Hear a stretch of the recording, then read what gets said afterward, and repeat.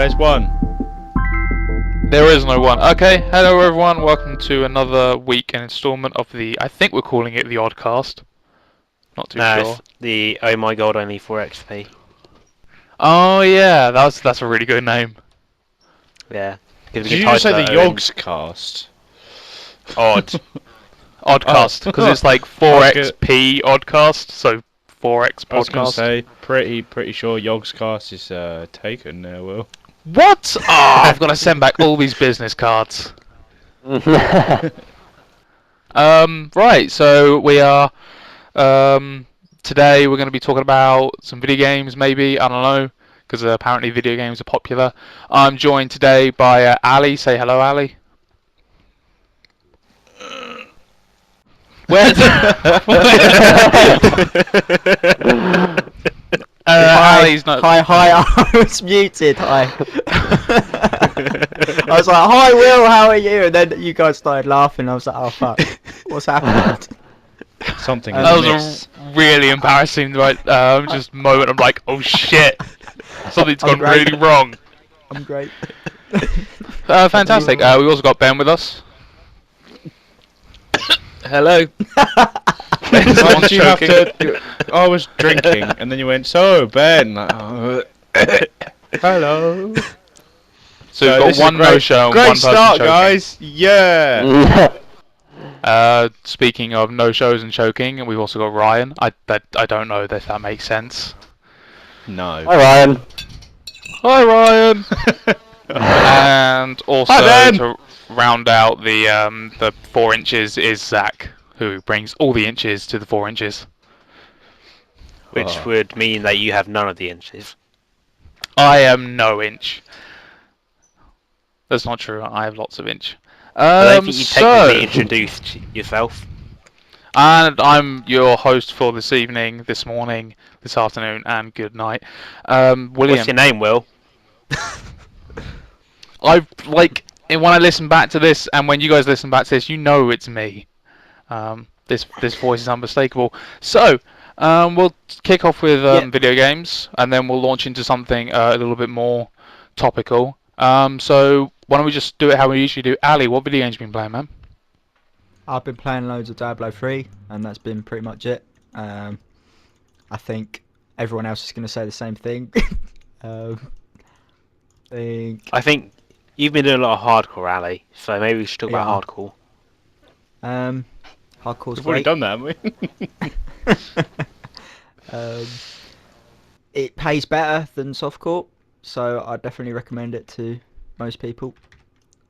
I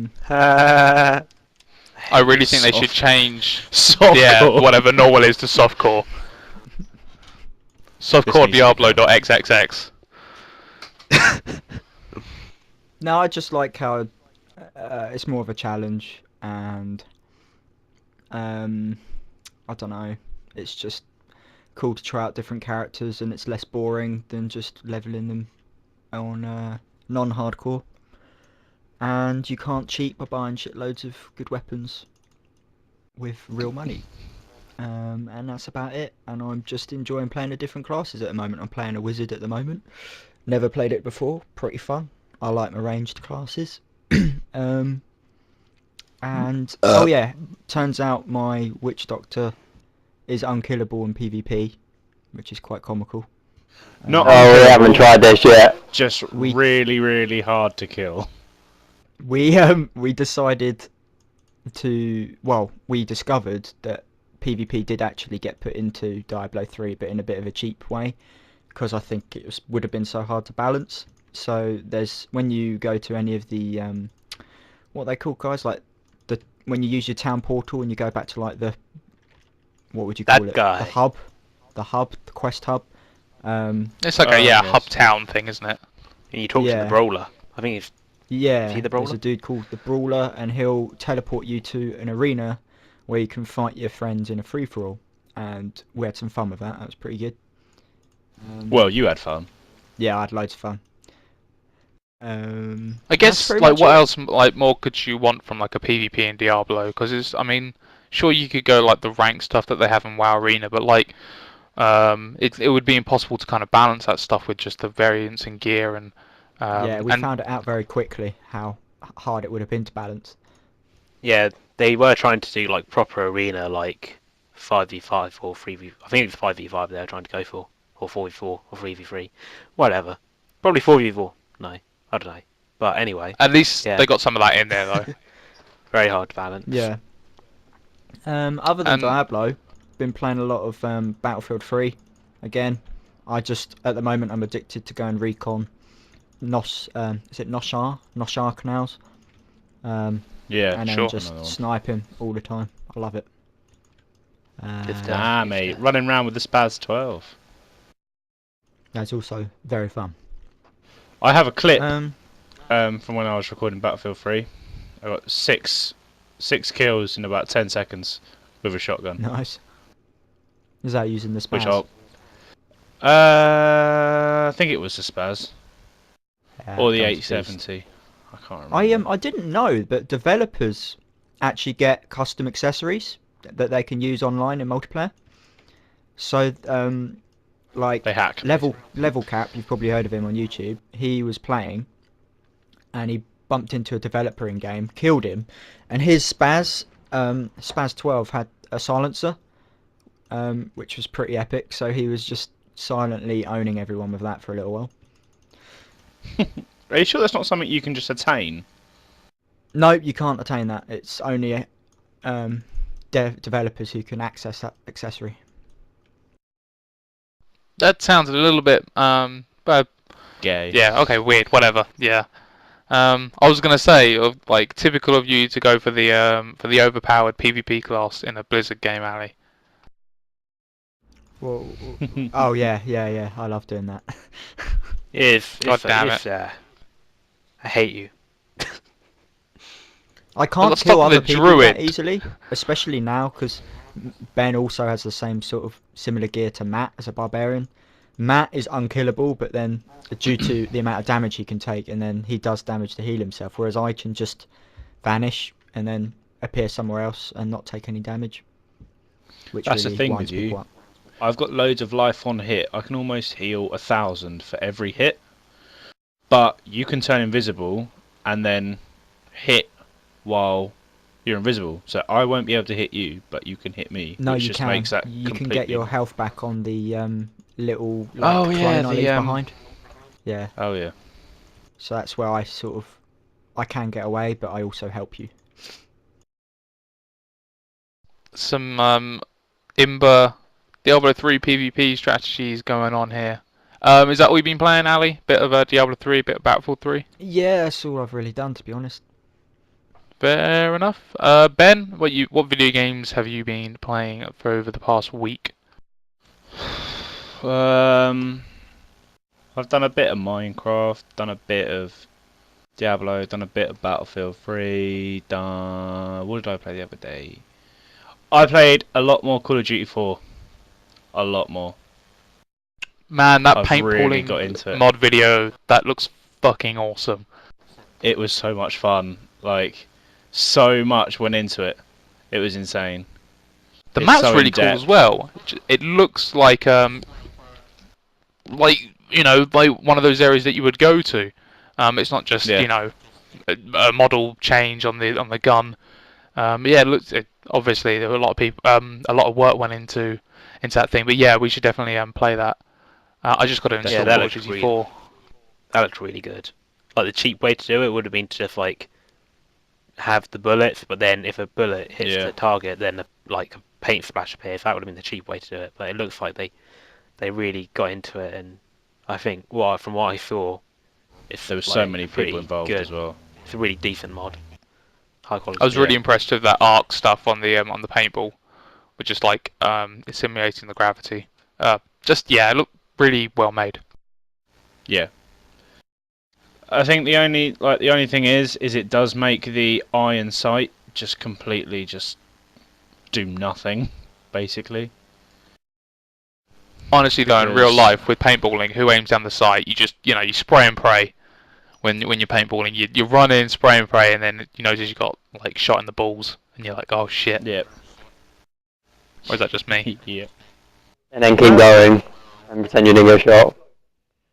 What? No, I just How do I just wet myself. This ain't paint. This is piss. I hate people that do that. When we went, we had like a big group of adults, you know, that we were hitting them and they were just like wiping it off.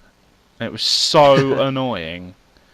It was just like you had to get the marshals to like say, right, okay, yeah, you're out, and then they just sort of like gone, oh, fucking no, this is no fun. Like, don't die then. Simple. Well, not don't die. Don't get hit. Thing is, when I went for the first time. You'd get shot and you're out so quick. It removes some of the fun. I would just kind of have that thing where like if you get shot and it hurts and you're like, you know what, I don't want to get shot again. Like you can leave. Otherwise, just keep going until you run out of ammo. My paintballing story is we're on this like 2 fort kind of thing, you know, where it's like you've got to get the enemy's like flag and bring him back to yours or whatever. And so me and my brother, my brother's like yeah, he's older than me. He's I think got like 6, 7 years older than me. And we're in our fort, and you know, our team's moving up, and I tell him to move up with everyone else, and I say I'll cover you. It was really cool, like Call of Duty, I'm Oscar Mike, Stay Frosty kind of stuff. And as I'm covering him, I shoot him in the back, but because I shoot him in the back on like a belt bit, he didn't notice. And it wasn't until after the paintballing that I told him I shot him in the back. And ever since then, he hasn't trusted me with a firearm behind him. That's understandable. Oh, I shot Ali. So yeah, don't expect me to ever cover you. Oh yeah, Brilliant, Ryan Ryan, did shoot cheers, Ali. At point blank We hadn't even. range.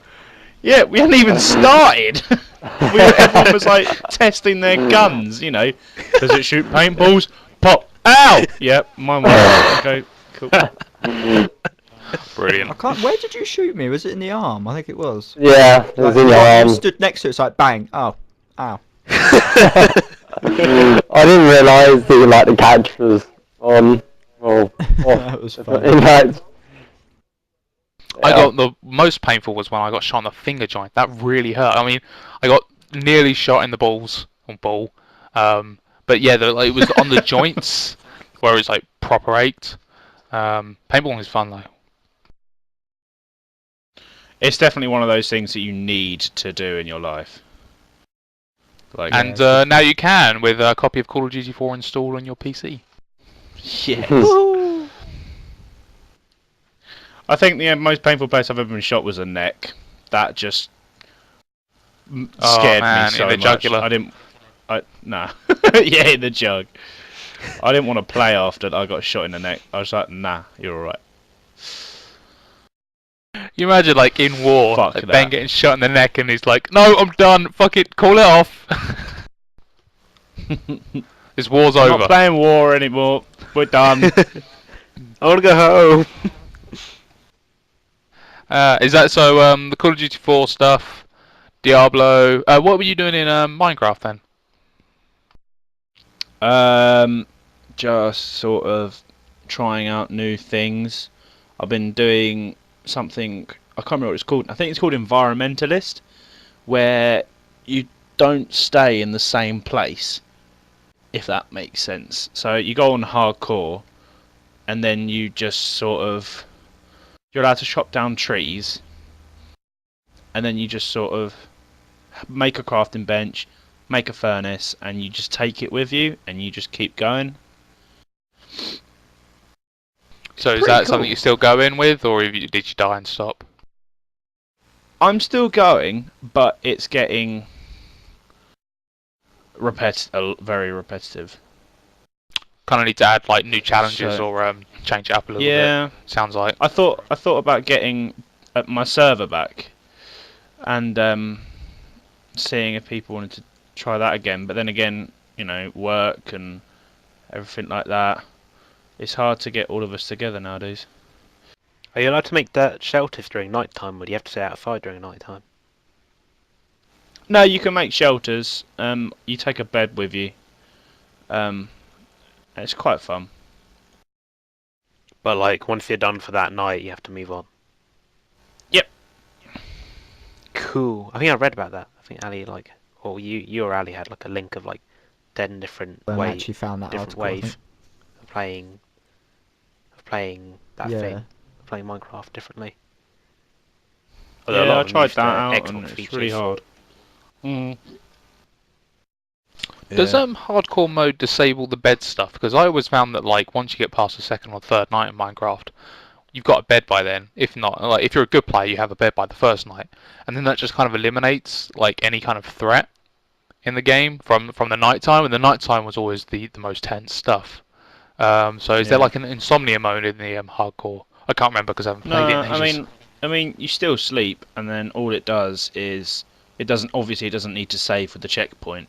So all it does is just get rid of just turns night to day, and that's it. Fair enough. To me, the That's real all it threat does. in Minecraft is lava, not the creeps. Yes, or like a fucking stray zombie punch while you're in front That of pushes, lava. that punches you into lava. Yep. You're like, I ow! was lava. gonna say, why not like a stray zombie lava creeper punch? A mob combined with lava is the worst thing ever. Coming in the next patch, a lava monster just rises up and the lava chases you when you discover it. Nah, you're alright, thanks. Oh, I've also been making Send me a the map chocolate on it metal. for Oh, yeah. multiplayer, which I told Ali about, but it requires a mod, and the mod is finite liquid, which just adds realism to water. So if you build underneath the ocean and then you knock a hole in your roof, it will fill up the room. It won't just pour out and then be really annoying in like a 7-block radius. So I was gonna it's say like- Minecraft's already realistic enough, but yeah, I forgot about the waters in that game is a tad a bit. it's a bit gay, but yeah, it's That's what like you've been playing. Minecraft's realistic. building a facility underneath a massive tank of finite liquid, and then you got to plug up holes and shit. The facility should be made of glass, like a I can do Doctor that. Who villain base. Yeah. Doctor It's Who? all I meant to doable. say James Bond, mostly because I was thinking of Doctor No. Ryan, How the fuck? get me away from this Yes. awkward silence. What have you been playing? Diablo and StarCraft. Getting into Blizzard games at the moment. So I don't want to talk about Diablo because that game's poo. No, I'm joking. But StarCraft, how's that going? Yep, not bad. Been playing as Protoss quite a bit. Mainly against AI. But yeah, I've completed 1v1 on very hard this week, Sweet. which is quite good for me anyway. What about have you touched any of the campaign stuff yet? Because I mean, Yeah, me and Zach I are both finished the out for that campaign. stuff. Oh, sweet. Yeah. And Heartless Swarm? Yep, completed that on normal. I'll eventually go back. Wasn't Once it? I get my computer, I'll go back and do it on hard or whatever. Yeah, I can Wings play it a bit better. on Brutal was amazing. Best thing I've ever done. Ah. It's good to say when you're like 40 and you're married with kids, you'll be like, man, Wings of Liberty on Brutal, that is the best thing I've ever done. Back in them days. Back before you soul suckers came into my life. What was that, Daddy? Nothing. Love you. Little explosive sacks. Right, anything else? This is going really well, my hosting duties. I don't think I'm going to get a call back. What else? We started a 4-player hardcore on Diablo, but Will doesn't want to talk about Diablo anymore. No, we can talk about Diablo. It's fine, I'll just stop listening. I don't know how we're going on that really. I don't know what progression we should be on by now or anything like that. I have actually a pro tip for you on Diablo. If you click on the guy then you could have a good chance of winning. Right. Oh yeah. My pro tip is don't fucking play it. Nah, man, play the auction house. That's where the real winners are at. Auction Yeah. house is just So- nullified now that I have It's bought gold so with money. bloody- We actually bought gold with real money. I spent a tenner and got 350 million gold, so I don't really need to. It's just a case of getting to the level now. Fair enough. I had The- like when I bought gold for Plants vs Zombies on iOS, that ruined the game for me because I had so much money. I like the grind to get like better plants or whatever. Like the RPG sim management element just kind of became boring. So actually, microtransactions ruined that game for me.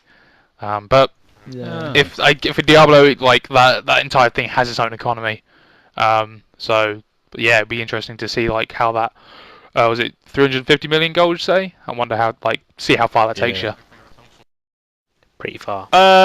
I've got like top of the range gear for my barbarian, and then I bought a full set of really expensive armor, and I've still got 270 million left.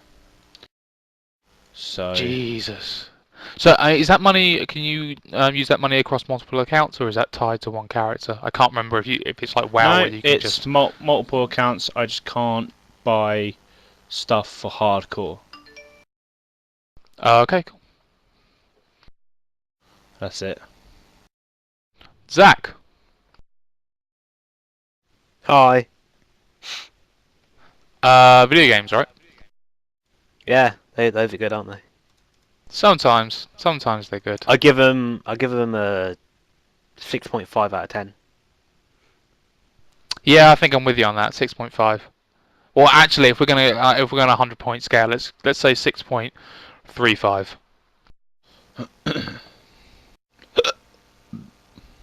So, what have you been playing in terms of video games to make it 6.5, Zach? Well, I'm gonna reiterate what Ryan said and say Diablo 3 and StarCraft 2. I'm glad that we have a varied cast on this. Oh my god, only 4XP odd cast thing. Fuck. It's like we all play video games together or something.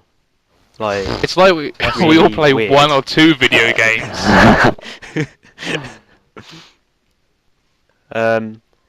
in Diablo, I rediscovered it for 2 days, and I'm of the opinion that there's nothing worth doing there really, except for our hardcore run, which seems pretty fun. Just because there's 4 of us, and there's the chance of like someone getting knocked out, and then they're gone forever. That's a bit exciting, I guess. But And your friendship's over. pretty much. It's like, oh, you died. I'm gonna play games with you anymore and hang out with you or anything like that. Bye then. And then there were 3. Hey, why am I now dying first? I hate to be the guy that Yeah. brings it up, but that sounds like good content for a particular channel that we may or may not own, or not own, but run. I think Matt's in charge of it, which means it will never get made. Yeah, I was going to say that means it is doomed. And me, Ben, and Ryan tried out Diablo, the final boss, on Monster Power level 10. Oh my god! Inferno, and it took us how long? I got an hour and 6 minutes of recording. Yeah, so it took the 3 of us an hour and 6 minutes to actually kill Diablo on Monster Power level 10. I think I was the only one to basically- die, wasn't I? No, Ryan died a few times and I died once. Okay. But yeah, that was long. that game happened. Yep. But yeah, even though like we did die a few times, but like it's still pretty bloody easy. Like it took a long time because he had a lot of health, but even on the highest difficulty, like he wasn't. You could still like not die if you're paying attention. Like Ben only died so much because he ran out of potions, and if he didn't run out of potions, and if he actually had life on hit like he should have had, he would have not died. God Yeah. damn it, Ben, get it together. I Like, you hadn't wouldn't played that die. game in so. It's all like we went back on and then we did the hardest boss on the hardest difficulty in the hardest way possible. Do you know what I mean? We did everything just fucking hard. I still think that's weaker than bloody pre 1.03. I have no idea Like, what you're going on about right now. I look forward to playing Diablo It's 3 when they easier. actually release new acts for that thing, because I want Yeah. to play new content.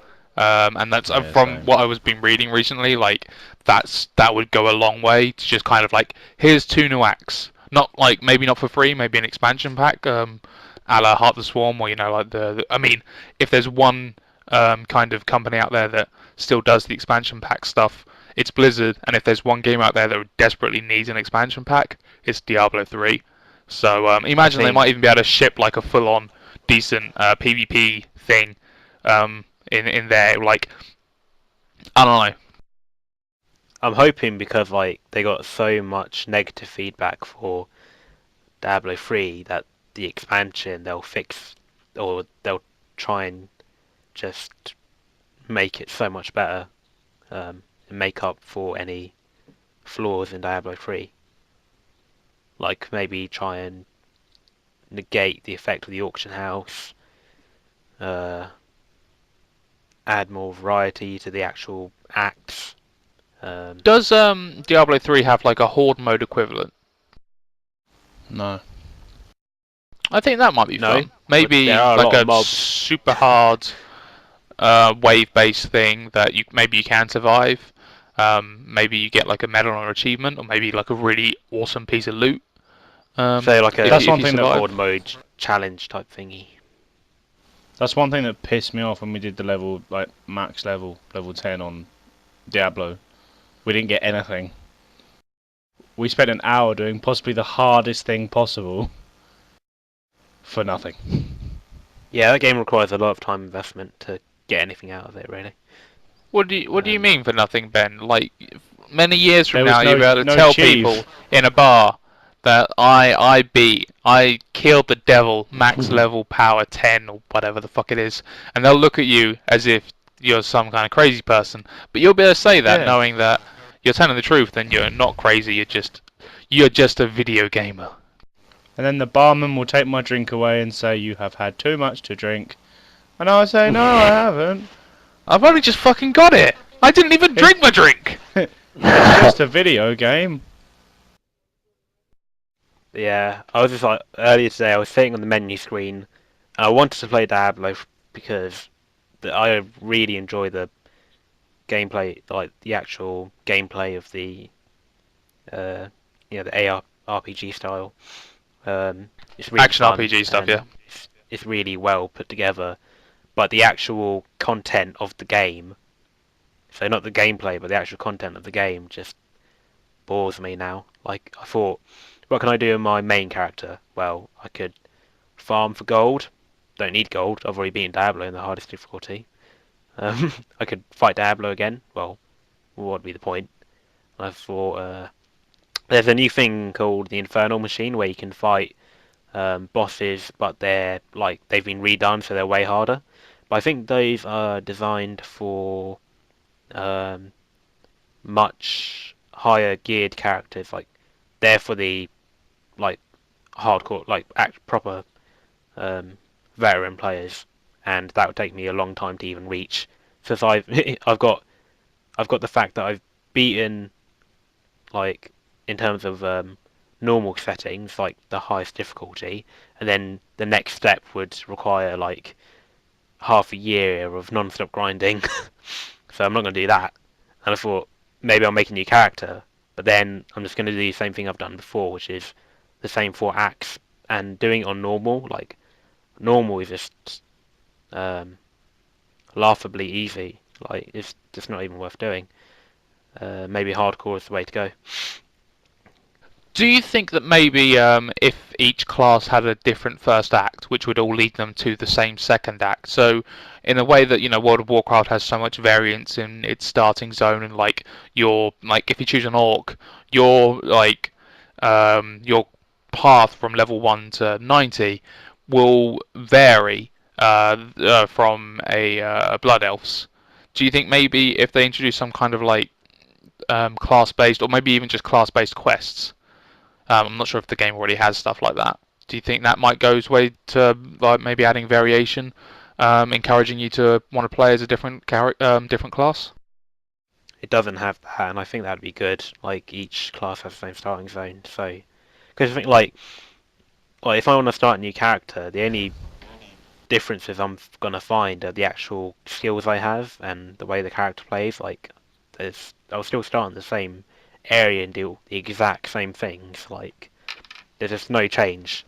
But if you had a different starting zone, like even just like if it was half the size of the other acts, at least like it'd give you a reason to start a character, and then by the time you've done the starting zone, maybe you like it enough that you actually carry it through, despite the fact that the rest of the content is repeated. And yeah, it might even give it a chance. I don't think from when I played I think they called it a Demon Hunter. Yep. There was literally no attachment to that character. I had no idea what he was doing there, other than he turns up outside this town just as shit is hitting the fan. So maybe with like starting it, maybe even not Act 1, maybe just a prologue where you spend half an hour to an hour with the character, kind of get like understanding their backstory. Maybe this isn't like what Diablo's about. Maybe if you want this kind of character depth in an action art role-playing game, you go to somewhere else. But yeah, maybe just it sprung up in my mind as to something that could help that problem with, because it really is. It's the game asks you to play through these 4 acts, and then it asks you to play through them again, and then again, and then if you feel like it, again, and then that's one character done, and then it asks you to do that another, what is it, 4 or 5 times? I can't remember how many classes are in the game. So and there is a lot of content in the game. Don't get me wrong. And like Acts 1 through to 4, it's pretty fun stuff. But no one plays a video game through 25, 30 times, unless the gameplay is really engaging. And maybe people did that with Diablo 2, and maybe the gameplay in Diablo 2 is better. I haven't played Diablo 2 personally, so I couldn't say. I've heard a lot of people say like Diablo 2's way like they could. I mean, these are still like the hardcore players though. But they say like in Diablo 2, they could actually spend like 10 hours grinding like the same area, and it would still take a while before they got bored, kind of thing. But before they went, oh fuck it. Whereas in this game, it's kind of like bored after an hour. But I know Ryan wants to get like all the characters to max, which pretty much means I think he's done it. No, yeah. No. I've got 2 level 60, and then the rest of them are in the 30s. Oh, okay. But I mean, that's like 4 acts, 4 difficulties, 5 characters. As I was saying to Matt earlier, fuck maths. Like fuck that shit. 80 acts worth of Diablo. That is. That's but he's already done half of it, to be fair. And you know what? If you're totally into the gameplay and you find it enjoyable to be able to last that long, then great. But I think the problem is a lot of people aren't getting that kind of buzz all the way through, or they're like having moments where they're like just tired of it and they walk away for a couple of months and then they come back and they're reinvigorated. But it'd be nice for there to be kind of, I don't know, some variation in there, because the dungeons, aren't they meant to be like randomized, but they're not. Again, I'm just kind of going on what I've heard. The randomization that occurs is very minimal. Like, if you imagine like a tile set, and each zone has a theme to it, so you have a tile theme, and the only randomization that occurs is like, and you have like point A and point B on the tile set. The only randomization that occurs is like how the tiles are arranged, so which path you have to take to reach point B, and what mobs are random as well. So by the time you're going through with your like last character, you're actually probably better to pick out all the different tile sets and like go, oh yeah, this bit used to be over here. I remember vividly because I've feel like I've been down this dungeon 100 times. I'm gonna like push us off Diablo 3 because you guys spoke about it last week. And Zach, do you remember when you said each person should only talk about their video games they've been playing for a minute? Yeah. Yeah, but we have 4 people that have played Diablo, so that is exponential into 1 hour. It's Makes sense to me. Like I said, I don't understand maths, so sure. I'm going to talk about my StarCraft though. I finished this off yesterday. That's a day to yesterday. I've done 1 versus 4 against harder AI, or against as Protoss, against 4 Zerg, 4 Protoss, and 4 Terran. And 4 Terran gave me the most trouble because I actually had to change my strategy for it. So what was your strategy? Well, I mean, bearing in mind this is only harder, so I still got to go very hard, and then up to, they don't call it insane anymore, they call it elite. I still go up to elite. But basically, so for Protoss and Zerg, I pretty much did the same thing, which is, so the map that I used is an 8-player map called Celestial Bastion. And it's one of those ones where you've got like all 4 players are in the same kind of platform. They're all together. And then there's 1 big ramp. So you start out, you expand, and then you start building cannons at the ramp and just block it in completely. And then if the cannons get destroyed, then you will rebuild them. And the way the map is set out, there's like that ramp, and then there's another little ramp that leads to more expansions that have like destructible rocks defending it, and the AI won't destroy the rocks. So effectively, I have my main base, and I have 6 bases that I can expand to. So if I block in, then I get a bunch of resources. So That is a lot of cannons worth expand, of resources. Expand cannons, and then go into air. So against Zerg and Protoss, I went mass void ray. Got all the upgrades and everything. And the good thing about void rays is they're fast and they do a lot of damage. And I played around, like, you have to leave, like, cannons aren't enough to defend by themselves against 4 enemies. Like, the enemy will just walk through them. So you like park the void rays on top of the cannons to and then what happens is the cannons distract the enemy, so the void rays don't get hit, but then you've got the cannons and void rays attacking, and then you just rebuild the cannons, which are way cheaper than the void rays. And then what you could do is like split up the void ray army into like half and half, or 2/3 and a third, and you send that smaller fraction to go out and like actually just start attacking, and you're basically just whittling, like, I don't know if whittling is the right word. You just like take them out bit by bit, like go after their probes, their expansions, etc. And because you're in the air, like, you just exploit the AI. So if you're attacking from the mineral line and they come to attack you, they will kill you. So you just fly back and move to another base through the like the air gap between the mineral lines, and you're fine. Like, they won't get you. And then you got the void rays at home to defend, and eventually you just kill them. And Terran, pretty much the same thing, but void rays did not work because Terran have the Raven unit, and it can use the Hunter Seeker missile, which does like loads of AoE damage. So 3 of these will destroy all the void rays in a quite large radius. So it killed. I tried like 3 times with void rays and it just didn't work. They, like, all the void rays get destroyed over and over again. Eventually they just walked into my, and they got tanks as well, which like trivialise the cannons. So I went carriers instead, and the disadvantage of the carriers is that they're slower. So like it takes way longer to like take that little force and kind of move around the map, and you might lose a couple because you can't get away fast enough.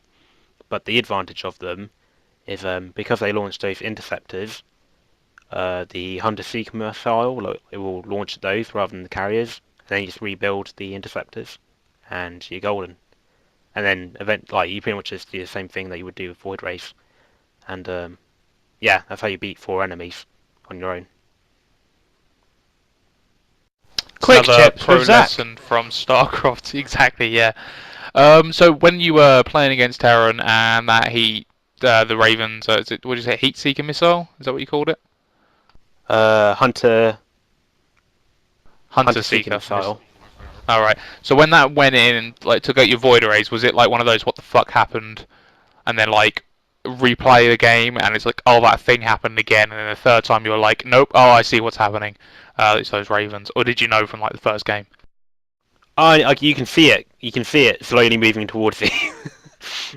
Oh, so it's like taunting you as it's about to destroy you. So the first time I thought, it kind of happened, but I thought maybe it was more to do with the amount of army I had. Like you got to get the right amount of army for their first push, kind of thing. So I thought, okay, maybe they didn't have enough army yet. I focused too much on economy. So I changed that up for the second game, and then the second game, I noticed that the Hunter Seeker missile would just destroy my entire force of Void Rays really easily. Because the thing is, the Void Rays bunch up quite a lot, and you can manually split them up. But the Hunter Seeker missile might hit you before you can do that. And the third time, I just tried to. You can focus down the Ravens with the Void Rays, just kill them. But the enemy would have I don't know, 3 to 4 Ravens in their army, and when there's 4 enemies, that's quite a few units you have to pick out of a very big army and target them down, so it doesn't happen. And then after that, I went, okay, I'm gonna try carriers because carriers are better. Everyone knows carries are better. Originally, because it's Heart of the Swarm, I did 1 versus 4 against Insane Zerg on Wings of Liberty with pretty much the same style using carriers. And then I thought I'd do it again for Heart of the Swarm because new units. So first I tried carriers, just do the same thing I've always done, and it's very easy. And then I thought, well, it's Heart of the Swarm, I'll try something new. So I used the new Tempest unit, which is the really long range air unit, and they're quite good. But the problem is they attack really slowly, so and they move really freaking slowly. They are like an air So siege unit, aren't they? They're totally yeah, about just attacking buildings while your you main want army attacks. you want them at home Or defending. because if you've got an expansion and you park these on top, when the enemies start coming in to try and attack that expansion, before they even in range to attack, you're already getting some preliminary shots off on them, preemptive shots off, and they can't do anything about it yet. So they're really good for defending. But as you need other units with them, because when I had an army of these Tempests against the other army, they just attack too slowly really.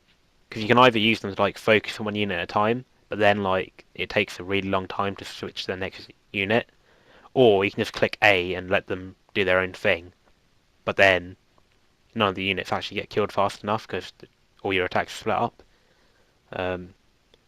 Maybe there's some way of making Tempest work, but making only Tempest is not the way to do it.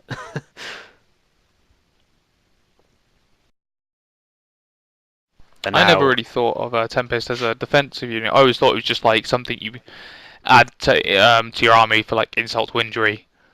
But the idea of having them just sitting over a Nexus, that sounds pretty helpful. They were used in the WSC finals this morning, and they were really good. But the Terran player was he's an amazing player, so it got crushed. But the way that it was used, the way the Tempest was used was really good. It just saved the expansion. It was an expansion in the middle of the map on low ground, so this is something easily picked off. But with the Tempest there, he held it for so long. or like 7 Tempests, I think it was. But yeah, in the future, I hope to go up to elite difficulty, and then maybe try and mix up Terran, Protoss, and Zerg in the same team, and maybe try out like a mixed like air armada rather than like massing one unit. So get Void Rays, get Carriers, get Tempest, get Oracles, get Phoenix, get a Mothership. All good stuff. There's no mothership. Yeah, you just get the Mothership core and then transform it. Really? Okay, I thought they just removed the mothership. Fair enough. Nah, they put in the Mothership core, which you upgrade to the Mothership, but it's like nowhere near as good as the old Mothership, because the old Mothership was overpowered. No one ever used it though. I mean, when it came out, it was like a novelty thing. Yeah, I agree. Well, it was novelty.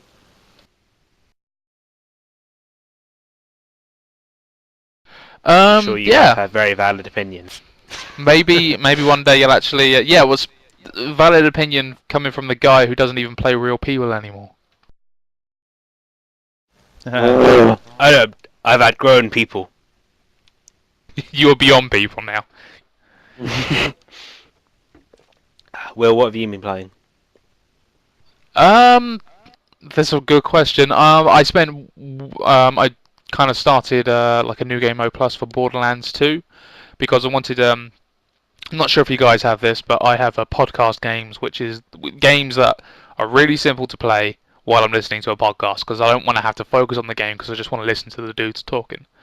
And I was a bit tired of World of Warcraft, and I just thought maybe I'll play Borderlands 2 because it's got loot and stuff. And I fell back in love with Borderlands 2. I really love that game. I love the progression. I love the writing. The gameplay is really fun. The idea of just I have an attachment in that game to shotguns, especially explosive shotguns. I just love jumping over people's over bandits' heads and then just exploding them in the head while I'm jumping over them, and they just kind of look up at me, defenseless, and just, oh no, and then they explode in like a bloody, gory giblet fest. I'm waving my hands around as if you guys can see. Borderlands 2 is really great, and I love playing it solo, but it'd be really fun. And I've also had moments in the game where I've said I really wish I had a mate here to kind of help me out. Hopefully in the Steam sale, the Borderlands 2 Season Pass, or at least the DLC, will be way cheaper, giving me some new content to play. Maybe you guys, maybe a couple of you guys will pick it up and we can play it. I think Ben, you already own it, yeah? I remember playing with you. You played a Siren, didn't you? Yeah. Yeah. When I get my new PC, I'll definitely get it. I've got it on Xbox, and it's amazing. Yeah. I play as a Siren as well. And meets first-person shooters meets really funny. Yeah. It's just the idea of just for me, is like someone who's thinking about video game design. The idea of just loot driving a player forward is super interesting, and it works. It totally works. I play Commando, which is basically a guy who throws down a turret, and the turret just explodes everything. And there are other you got God, I'm thinking on all the classes now. So you got a Siren, and she can create a force field around an enemy and suck them up into the air.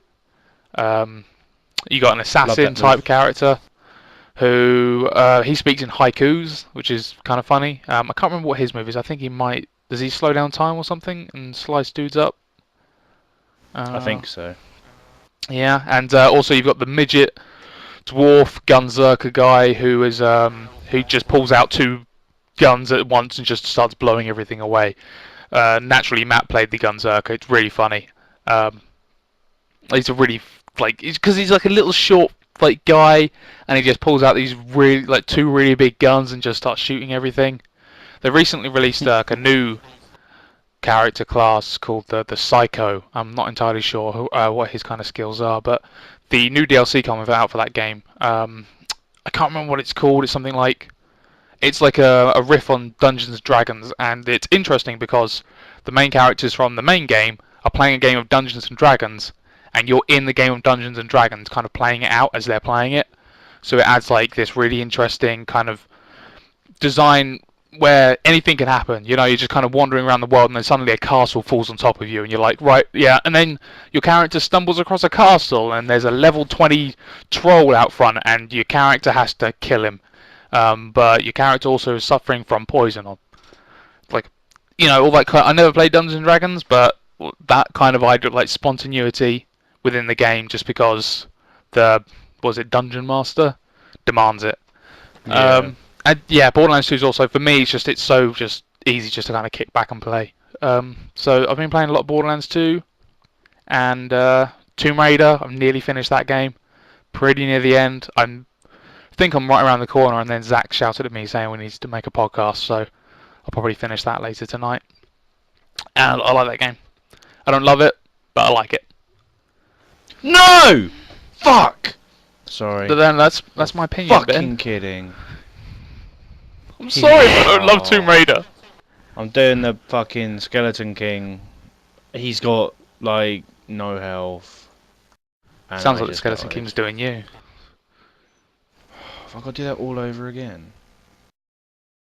That's the sucky part in Borderlands 2, where if you're on a boss and you go down and he's on there's a cool mechanic in Borderlands where if you go down and you kill someone before like your respawn timer runs out, you get second win, which means you basically get up. And when you're against bosses who just take so long to kill, and they have like no health left, and your your respawn thing runs out and you die, then you come back and they're on full health with full shields. But it just adds that frustration of the game where you're like, fuck it, I'm gonna rip this guy a new one now. I'm gonna pull out the rocket launcher and blow him to shit. I had to open the door. Are we still talking about Borderlands? I'm about to move on from Borderlands. I'm sorry if I'm boring everyone. I think Borderlands 2 is really good though. Borderlands 1's pretty good as well. I My know. podcast game recently has been the StarCraft 2 AI matches because I don't have to concentrate that hard on them. I don't have to concentrate hard on StarCraft because I'm They take, Asian and super amazing. They take like an hour per match. Well, an hour StarCraft 2 game, StarCraft 2 time, which is faster than reality. Of course it is. That has been my podcast game. I think Diablo is a good podcast game as well, actually. I was going to say, yeah, like that kind of like the like just where you just need to click. You don't need to think about strategy or tactics. You just need to be pointed at an objective, and you got to click your way there. I know Diablo has like tactics where you got to like move out of the way of big old black spots on the screen, but apart from that, yeah, the I've idea also of like, combining two sources of entertainment into one mega source of awesome. Like, you take two things that on their own, they might not be... You wouldn't really do them on their own. They're not fun enough. Then you combine them, and you're like, oh, this is my evening. also mean I got the Metroid Prime trilogy on Wii, so I'm playing my first, not my first ever Wii game, but I'm playing a Wii game on my Wii U. So that's essentially what my Wii U is doing these days. It's I'm watching Breaking Bad on it and on Netflix, and I'm playing Wii games on it. So it's and also I sometimes play a Super Nintendo Entertainment System game on it as well. So much for next generation, eh? Compatibility there. Yeah, no, it runs Wii games, which is sweet. This particular Wii game, because it's no longer in print, cost me £50. But it is all three Metroid Prime games in one, like on one disc. And apparently, Metroid Prime is the Citizen Kane of video games or something. If anyone who's been following The Last of Us recently, like review-wise, the old Citizen Kane of video games thing has come back up, and you know, like Game Press rolling their eyes, saying, "Oh, fuck's sake, that's saying again." But yeah, apparently Metroid Prime is meant to be a fantastic game, and from what I've played of it, I'm about like 3 hours in, which amounts to about 20% of the game complete. Yeah, I'm really enjoying it. It's just fun to just kind of sit back and explore and like chip away at the completion percentage. So yeah, that's kind of what I've been playing. But speaking of next generation, ladies and gentlemen, there is something really important happening this week. something that will, I think, shape the video game industry for the next, we can say, decade. For It is, years of to course, Into the shape of a penis. it is of course the release of Man of Steel, which comes out at the end of this week, and we all know that film is going to be so amazing that everyone's just going to have to quit at making shit. Like, fuck it, we're done. No more books, no more comics, no more films. Superman wins every time, unless he's fighting Batman. Speaking of Batman, there's a common query on like how did the armies choose when to stop like technology? Like when do they go? Okay, this is alright, but this anything beyond this point, like that's voodoo magic right there. I think that's it's what you when just described for Facebook Man of came Steel. out. They were like, "Fuck it, done."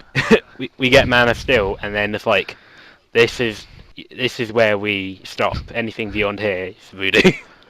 Man of Steel is the Citizen Kane of movies. Speaking of Batman, there is a new Batman video game coming out, which is going to be at E3 this week, which is E3 is coincidentally this week as well. So speaking of E3, speaking of yeah. So anyone who's listening to this that doesn't know what E3 is, what the fuck are you doing listening to this? But E3 is the Electronic and Entertainment Expo, which happens in Los Angeles every year. It's essentially the video game Christmas / birthday / heaven thing, where we get to find out about all the unannounced games. We get to look at some previous games that have been announced but we haven't got to see. We get to look at new consoles for this year, and it's a super exciting time to be into video games. Yeah, to kick it off, I thought we'd just kind of talk about not necessarily predictions, but what we want there to be. Zach said that the only rule is we can't wish for Half-Life 3 because we all know that game will never, ever be released. But yeah, if I go through a list of the games that are currently going to be there that we know, so then we can kind of say like what we would like to be there. So Assassin's Creed 4 Black Flag is confirmed. Arma 3, Batman Arkham Origins, Barbie Dreamhouse Party. Well, hey. Yeah, boy. Oh man, Battlefield 4. Apparently Bayonetta 2 isn't going to be there, which is kind of surprising. A game called Black Gold. I don't know what that is. Call of Duty Ghosts is confirmed to be there. Castle of Illusion, starring Mickey Mouse HD, whatever the hell that is. Castlevania Lords of Shadow 2 say that that's not going to be there, but I've already seen that there because that was in they did the trailer for they did that really epic Castlevania Lords of Shadow 2 trailer. Company of Heroes 2 is going to be there. Apparently Dark Souls 2 isn't going to be there, but again there are reports saying that there are big old posters for Dark Souls 2 hanging up all over the conference. Get excited because DayZ Standalone is going to be at E3 this year. Woo. Destiny, the Bungie's new game, is going to be there, and we're actually going to get the first gameplay reveal there. Imagine that'll probably be at the PlayStation, at the Sony event. If it's going to be on stage, it'll be at the Sony event. Deus Ex: The Fall, which was the recently announced Deus Ex iOS video game coming out to iPhone and iPad. I watched the trailer. As someone who really liked Deus Ex: Human Revolution, that game looks incredibly disappointing because I think it would have been really cool on like a proper video game console. Disney Infinity, which is Disney's attempt to kind of cash in on that Skylanders phenomenon, and I've seen gameplay of that game and it kind of looks fucking cool. Doki Doki Universe, which is the much critical, the highly anticipated sequel to Doki Doki City. Oh, am I getting that confused with Arkham City? No, never mind. Dragon Age 3 Inquisition is apparently going to be there, so that's kind of a big deal. Dragon Age is obviously a beloved game from BioWare. Dragon Age 2 is fucking hated by pretty much everyone who ever played it. Dying Light is coming from Techland, who are the guys who made Dead Island. And essentially, Dying Light, if any of you guys have seen the trailer, Dying Light is Mirror's Edge plus Dead Island. So it's a free-running game set on an island filled with zombies. Take that for what you will, however, the trailer is pretty cool. Elder Scrolls Online is apparently going to be there, and we're going to get some important reveals apparently on GTTV. FIFA 14 for all you FIFA fanatics out there. Final Fantasy on the PlayStation 4, I'm guessing that's an unannounced game. It's just kind of like, oh, it might be there. Final Fantasy 14 again, like I don't know much about Final Fantasy. A Realm Reborn. I guess that's the re-release of the MMO that flopped a couple of years ago. Yeah. Yeah, because they flopped. They shut the game down, and they're redoing it, and they're in like beta stages now, I think. You know what? Good on them, because they could have just either left it going or they could have shut it down and not done anything with it. Good on them for like saying, "Oh, we fucked up. Here, we're going to fix it and re-release it to you guys, so you have to pay us all over again." Or maybe you don't if you bought Final Fantasy 14. I don't know.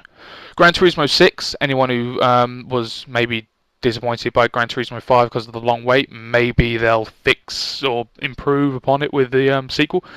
It feels like Gran Turismo 5 literally took a lifetime to come out, and now we're getting Gran Turismo 6 like straight away afterwards, which is kind of weird.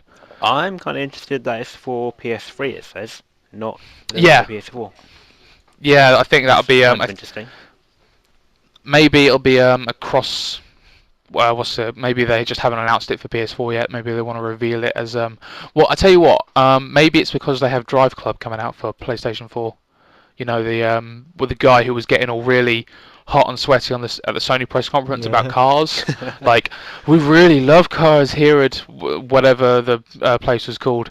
Oh, I get it. Just look at the exhaust pipe. I just want to stick my dick in it. It looks so real.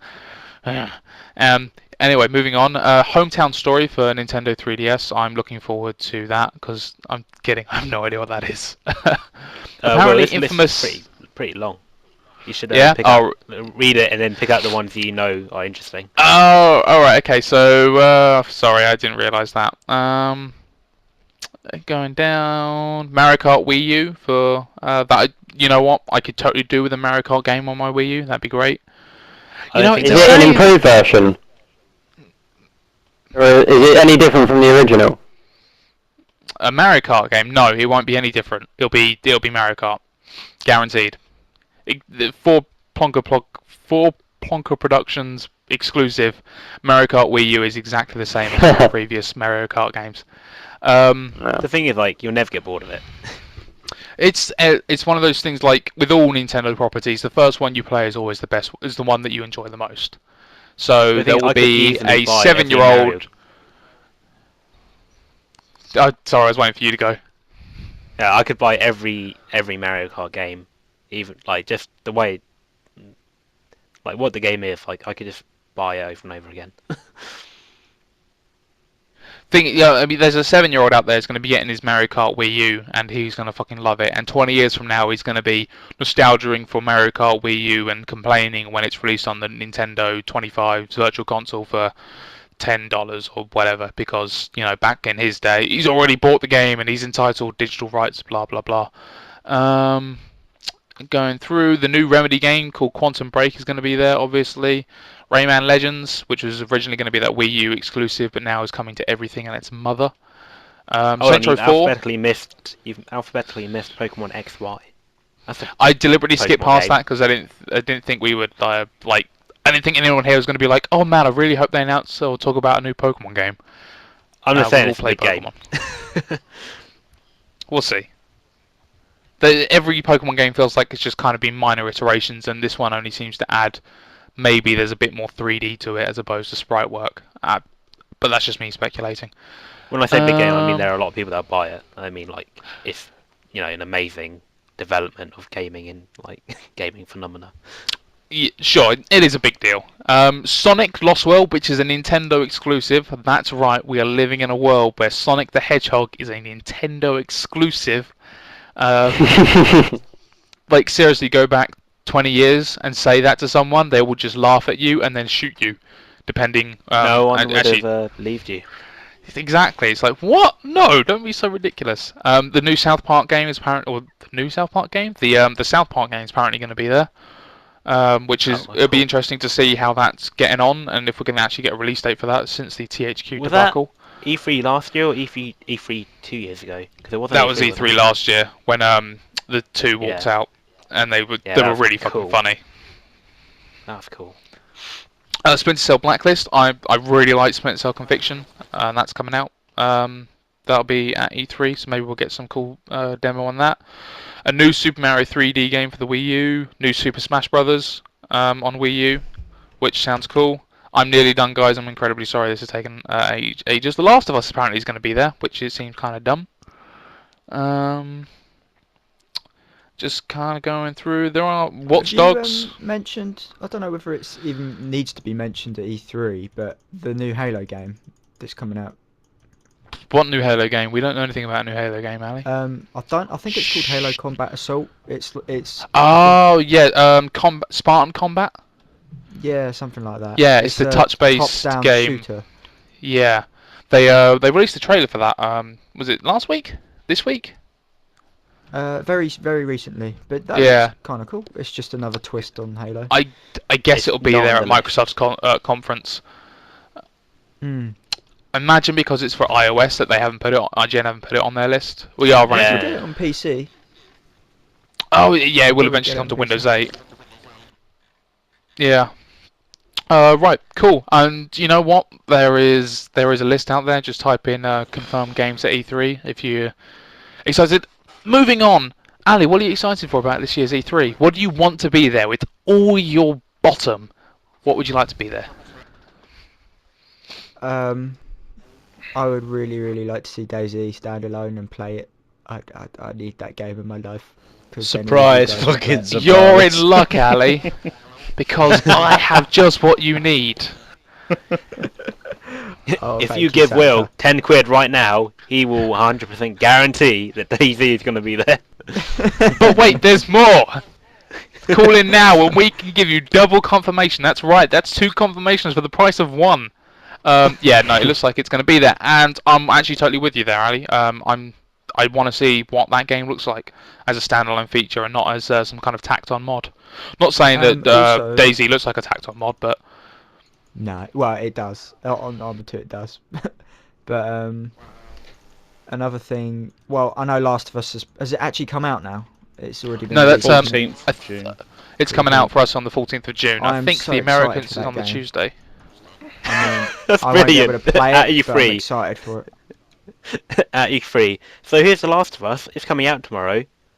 But everyone, look under your chairs. Yeah. You imagine how like all annoying, get an like early if you're at the copy. Sony press conference, and like you imagine that Sony press conference already going to be journalists who've already had the game for 3 weeks, and it's like under your chairs, and they're all thinking, oh my god, there's a PlayStation 4 under our chairs, and then it's a copy of The Last of Us. And, oh, great. I know Ali was saying like he wanted to get not he wanted to get a PS. Well, I bet if you had the money to just waste money, Yeah. you'd get a PS3 just to play The Last of Us. Yep. I didn't know how to It's phrase that. Really up my street. You know what, this, like- It's all good. Every time one of these console exclusives comes out that is getting really high scores and everyone's going, wow, this is fucking phenomenal, there's always that kind of question that comes up from people. It's like, is this game worth getting? Is this console worth getting just for this game? And it's always kind of a loaded question because like the PlayStation 3 has a fuck ton worth of really good exclusive games. So like, if The Last of Us is amazing, then great. Like, get a PlayStation 3. I'm not saying, Ali, you get a PlayStation 3.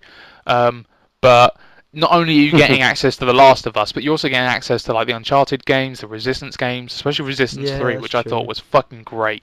And also, like the Gran I was a Turismo massive games. fan of Killzone 1 on PS2, so I would have liked to have seen what they did with that story. Yeah, I'm sorry, Ali. I'm so fucking sorry. Is I it bet you are normal- sorry. You should be sorry, because I just died on hardcore, so yeah. Oh, You shouldn't be playing Oh. hardcore when you're doing a podcast. Jesus, just man. to let Oh, you man. guys know, so for future reference, you know the big guys with the massive hammers that slam them? Yeah. They are in Act 1, the yeah. bane of your life in Act 1 on hardcore. Yeah, they've killed my barbarian on hardcore, and now they've killed my wizard. That's my own fault, because I was trying to talk to you guys. It was just like, yeah, I don't know what I'm doing. It's just running around in circles. I've actually read about that, Ali. I heard that you really want to avoid being squished by their giant hammers. That's a pro tip. But I'm I'm sorry for Quick that, man. tips from Will. Well, it's all about the well, hot if it- tips on listen- this podcast. Is it normal that I look at The Last of Us and think Walking Dead, the game? I mean, guy, girl, zombies, or I some kind of. Don't necessarily. Yeah, they're Reminds not me really of Resident zombies. Evil. I don't even know if there's zombies in it, but post-apocalyptic kind of scenario. Has anyone here seen the film The Road, starring Viggo Mortensen? No. It's based on a book. I can't remember the author's name. I want to say like Colin McCarthy or something like that. And apparently, it's a really bleak story, and a lot of comparisons are being drawn to it. The Last of Us in reviews that I've kind of caught. So yeah, maybe check out The Road if you're looking to like I am stave off useless some with Last of Us. Actor names. Is that the one with That's Aragorn Aragorn. from Lord of the Rings in? Yeah. Okay. Yeah. No, you're not useless with actor names. You totally got that. Oh, I think I might have seen that. Is it really old? No, not really. It came out in the 2000 and something. It That's came old out to in a me. year. Oh, I think I great! might have seen it. Cheers for that. Post-apocalyptic world. I think I've seen that. And he's got his son with him, and he's not very well, and they're just kind of walking along a road because everything's fucked, and it's just basically What have type to of survive. game is The Last of Us? Because I've literally not actually looked No. into it at all. I don't really know. I've pretty much I've gone media blackout on it since like it started looking really promising, which was pretty much after that first E3 demo. I've unintentionally gone media blackout on it, but I know You go I've media heard. blackout on everything, and then you're like 6 months after everyone else has been talking about it. Did you hear about this game? Holy shit! Diablo 3 came out. That's apparently really good. It's got 4 acts. You can just play them endlessly. Yeah. Yeah, The Last of Us. Ben, what are you excited about E3s this year? I want everything to be resolved between the PS4 and the Xbox One. That is all I want. Just, I know So it's you're never saying ever you want the ever war to be gonna over, happen. and you want them to make the Xbox Station 4 just Sony and Microsoft just like walk out onto the same press conference and say, "Look, guys, it's one console from now on, unless you want to buy a Nintendo Wii U," and you know you don't want to do that. I don't know. I just like so many people are digging at Xbox One because Amazon released a price of 600 quid, but then that's just they priced the PS4 as that as well. That's sort of just like a template, I guess. Yeah, Just no, it's sort of- just they probably aren't. And- They're not taking that money out of your account. At most, they'll take a deposit, but that's just a placeholder price until Yeah. they're announced. And I pretty much guarantee that they won't announce price at this thing because that's a free headline closer to the launch. But I mean, like people immediately started ripping on it, saying, "Oh, it's going to cost like 500 quid," ha ha ha, when the PS3 cost more when it came out, and you got I think it'd be less. 400 to 500 quid. Yeah, and that's fine. It's Brand gotta new be. console, got tons of stuff. But like, I don't understand. Like PS3 fanboys, I'll call them, are like just ripping and ripping and ripping. But it's just a fucking console. That's I think at all the it moment is. there's more to be concerned with like the consoles and price at the moment concerning all that kind of used game and digital right. Like what do we Yeah. what do we have in terms of digital rights? Like when we buy a game, do we own it or do we just own a license to kind of play Right that game now- for until their servers are down? You know? Right now, Um, I'm not seeing like a war of like fanboy allegiance. I'm seeing like people just genuinely worried about what Microsoft are actually trying to do. And you know what? They're like in their defense. Again, I'll play devil's advocate because I'm so fucking good at it. They're trying to push towards that like completely digital future. You know, where there's no more physical copies. There's not even like multiple boxes in your living room. There is one box. You download everything to it, and everything's super fucking simple. But they have to get through these hurdles before they get there, and these hurdles are fucking gnarly. And they're kind of it's gonna suck in the meantime. And you know, fanboy wars will always happen as long as someone's mum can't afford to buy someone both consoles, which will be. I've got a. Do we agree with this as well? That it should all be all in one? Or should it be it's a dedicated gaming console? I think it should be both. I think it should be a dedicated gaming console, and then also it does all this other really cool stuff. Like, which I think what both of these things are going to be. I think they're both going to play fucking awesome video games, and also you're going to be able to do social media stuff with PlayStation from what they've announced, and also you're going to be able to do TV and Skype with the Xbox. So it's whatever you thing fancy, is really. now, it's not really a choice, because as soon as you want to play games now at the highest sort of high level graphics anywhere near a gaming PC, the amount they're putting into the Xbox One or PS4 just to play games anyway is enough tech sitting there that you may as well put loads of media features in there, because it's like a PC. If I built a PC and then just played games on it, it would be kind of fucking stupid, because it has all this other power to use on all these other things. So it's not really a choice they made, it's kind of just obvious you're using the power you have.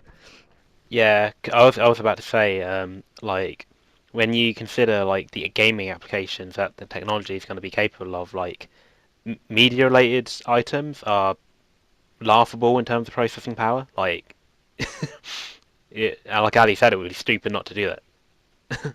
Like, it's there, just whack it on. And the media stuff isn't. People have seen games before, so if they come out and reveal, guess what, guys, our console can play a video game. That's not new. But the media stuff, like, exactly. that's the new stuff. That's why they come out with it. But I do understand, like, people being kind of hesitant because they didn't mention the game stuff. But, you know, it's going to come. And we'll totally see. And if Microsoft cock it up at their conference, if they genuinely like kind of come out and say some really awful things, they don't kind of reveal games that we're interested in playing, like Nintendo did with the Wii U, because like Nintendo Land for 40 minutes, like fuck off. And then Sony have got it, and as long as Sony don't drop the ball, should be fine. But the ball's in Microsoft's court, and I have no reason to believe why they would drop it, because you know they've got Halo, they've got Forza, and they've got Call of Duty, and there will be video games on this thing. You know, it's not like they're going to forget about video games. So yeah, it's just basically 14-year-olds on the internet who can't really think that far ahead, and I know it is because I used to be one of them. I used to like go on message boards and be like, oh, what's going on? I have no because I just have no kind of understanding of the world, you know. It's nice to kind of be in the know, and like we're the people who aren't talking on the internet because we're just looking at the comments and going fuck that. And anyone who does jump in and tries to comment in, they look like an idiot anyway, because they're like trying to herd a bunch of unherdable cows. That's my best analogy. It's gonna be seriously interesting, like which one's gonna sell the most.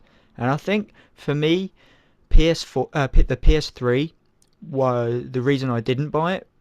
Was one, there's a few reasons. One, it's more expensive than the Xbox. I could get, this was when the Xbox was relatively expensive still, I got the most simple version possible for £200. Whereas I think to obtain a PS3 was over 300. Then so that was price. Then there was the Blu-ray, and then there was the fact that at the time the Xbox had more games, and then at the time all my friends also had the Xbox. But with the current two coming out, I know that the Xbox is going to have a Blu-ray player.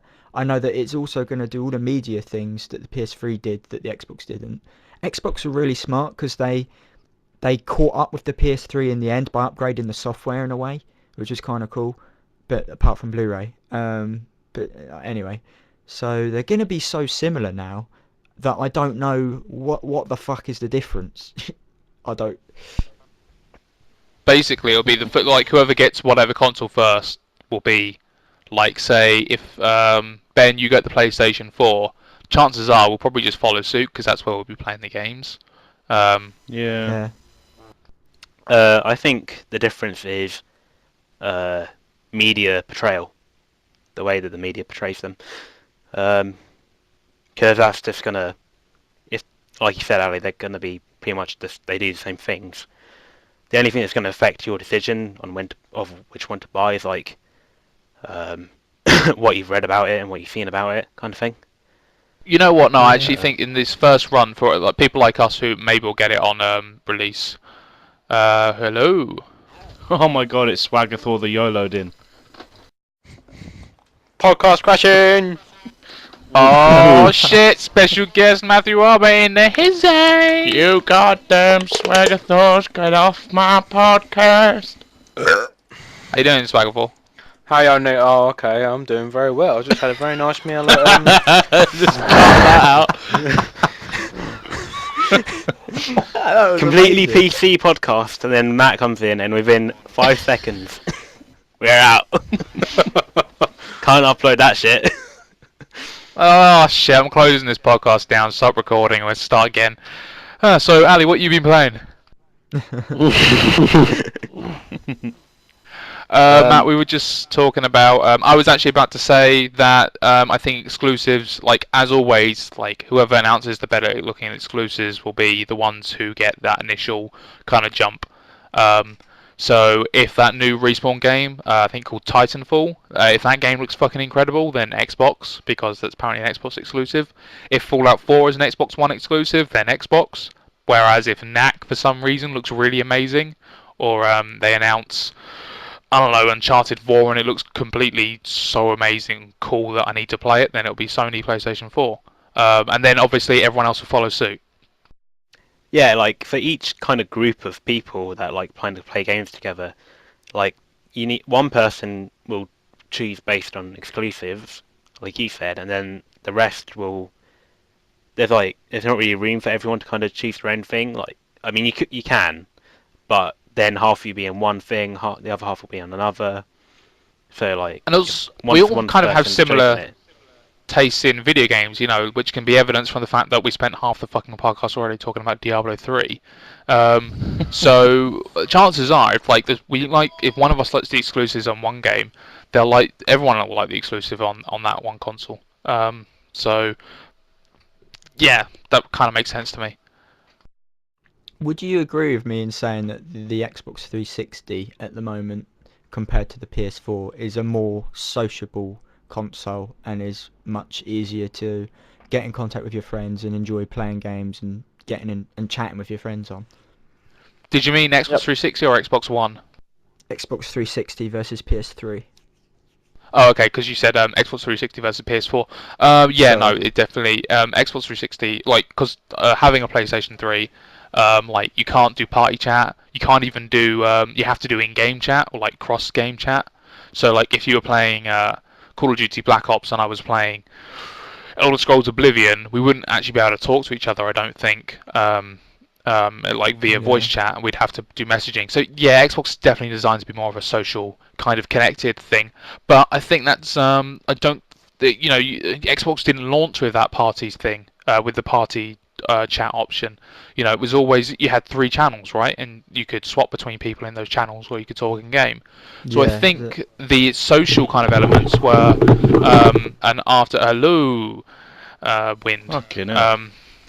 I think the social elements were a consequence of everyone adopting that Xbox early and the demand for it, because people wanted to play with their friends and they wanted to talk to their friends because their friends were on Xbox.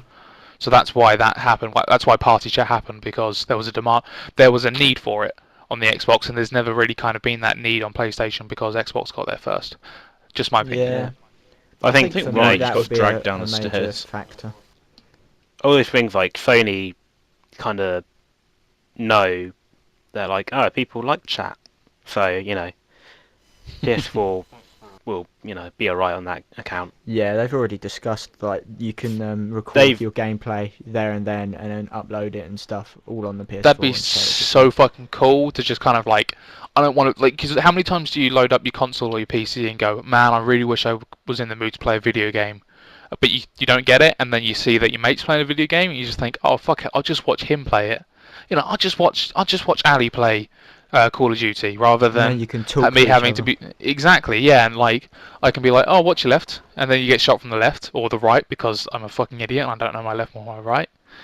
Yeah, it's like That sounds I like suck it'd be at a really this cool game. feature. I'm gonna watch. I suck at COD. I'm gonna watch Ali, and then I know how to play better. Actually, you can go one better than that, Zach. If you're stuck on a level, I think you can get a friend to come in and do it for you, which is just like, whoa. To me, That's that part so I don't cool. like that part though. I like the idea of like them being able to affect your game, like by dropping if you're like low on health, Yeah, your mate can I just like drop that health in. I like that you can do it, but that specific example, I don't like having other people play a game for you. Ryan, you with us? Yeah. Sorry, I had to shut my Hello. curtains. That's all right. Is there anything you're excited about? That was a lot of fucking noise for E3? shutting your curtains. No, Hey, man, I they're was thought noisy about fucking jumping in my curtains. bed as well.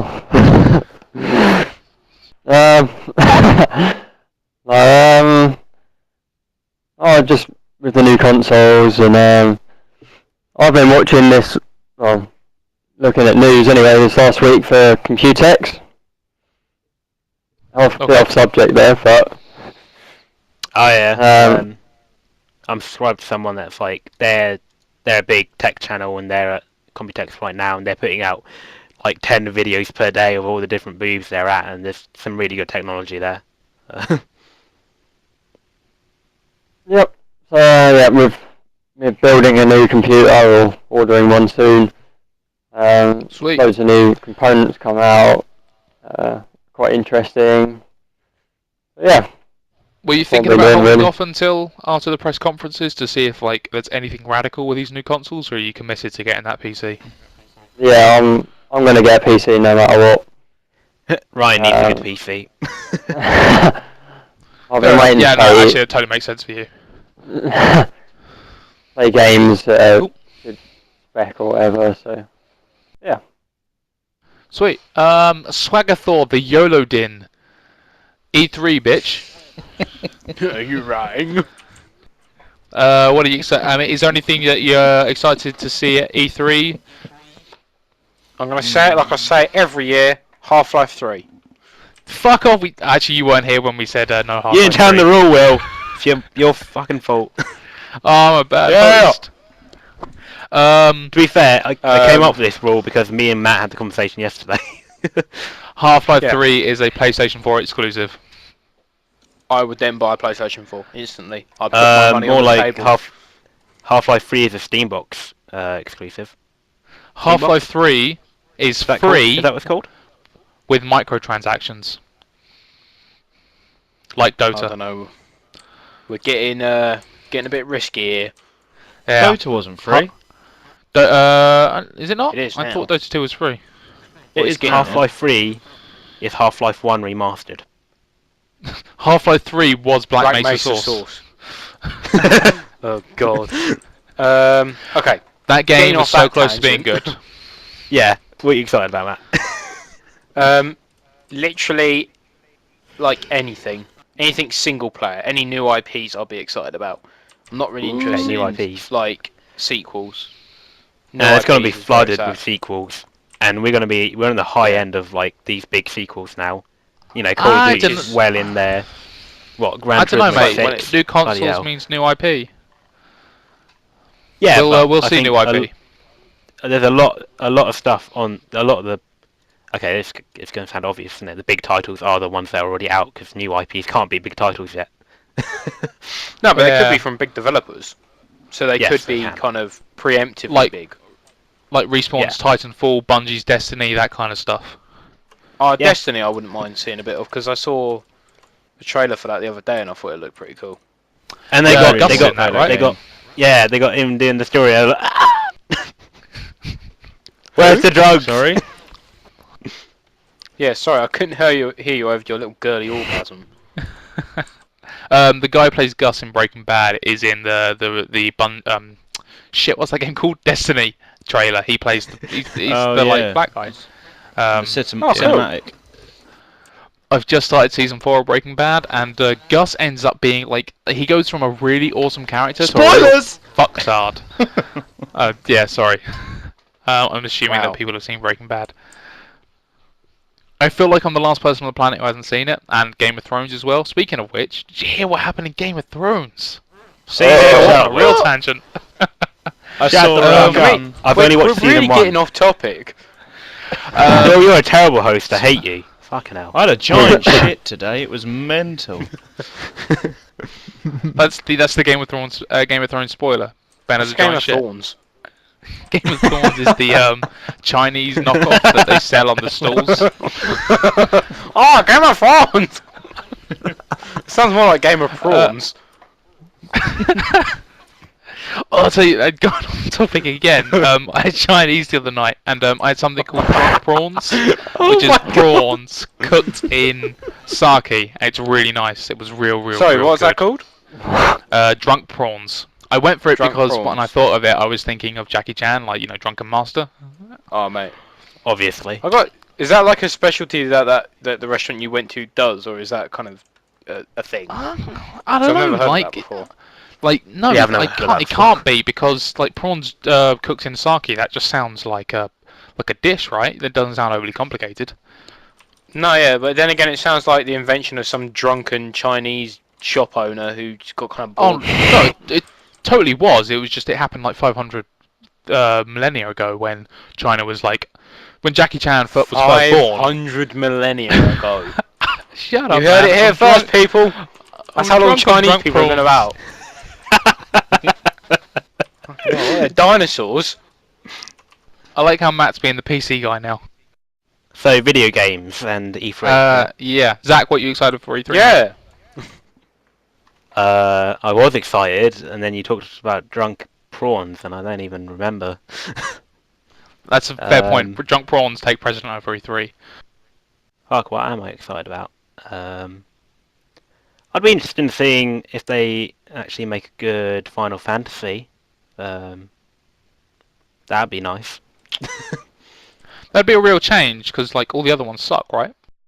That would be nice. And it says here that in fact they've gone back to being a PlayStation exclusive, because I know this generation Final Fantasy 13 came out on Xbox. Yeah, but Final Fantasy 13 was meant to be a PlayStation exclusive, and then it just came to Xbox because Microsoft had dollar. They had big dollar. So it could still happen. Longer. Yeah, no, I wouldn't rule it out. I hope Sony. I mean, they've definitely got to actually show their console. Yeah, that'd be nice. That'd be good. I think it's going to be a cube. I'm going to put mine on that. I think it looks like a cube. I think, I don't know, because Microsoft already have that cube, you know, shape. I think they No, copyrighted it. there's Maybe. like a VHS. I think they patented box. the cube, or cuboid rather. So Okay. I don't know. I think maybe PlayStation 4 will be like a sphere. Oh yeah. Wasn't it like They have originally one codenamed of those Orbis? in. They have one of those in South Park. Yeah, I was just about to say, Spherical gaming what console. was the name of the South I don't know what it's called. gaming console? Is it just the games I film? don't know what it's called, but yeah. Fuck knows. What else could I be excited about? I don't know. Just new shit, man. E3's awesome. You know what the best part about E3 is? It's the parts you don't know about before E3. Yeah, yeah. Best part What? about E3 is that my week off is at the same time. That's Yeah, I'm fucking staying awesome. up. Yeah, same I'm here, staying man. up. High five. I'm staying up all night. Like High five, Will. it goes on until like 4 a.m. I'm staying up till 4 When a.m. is it?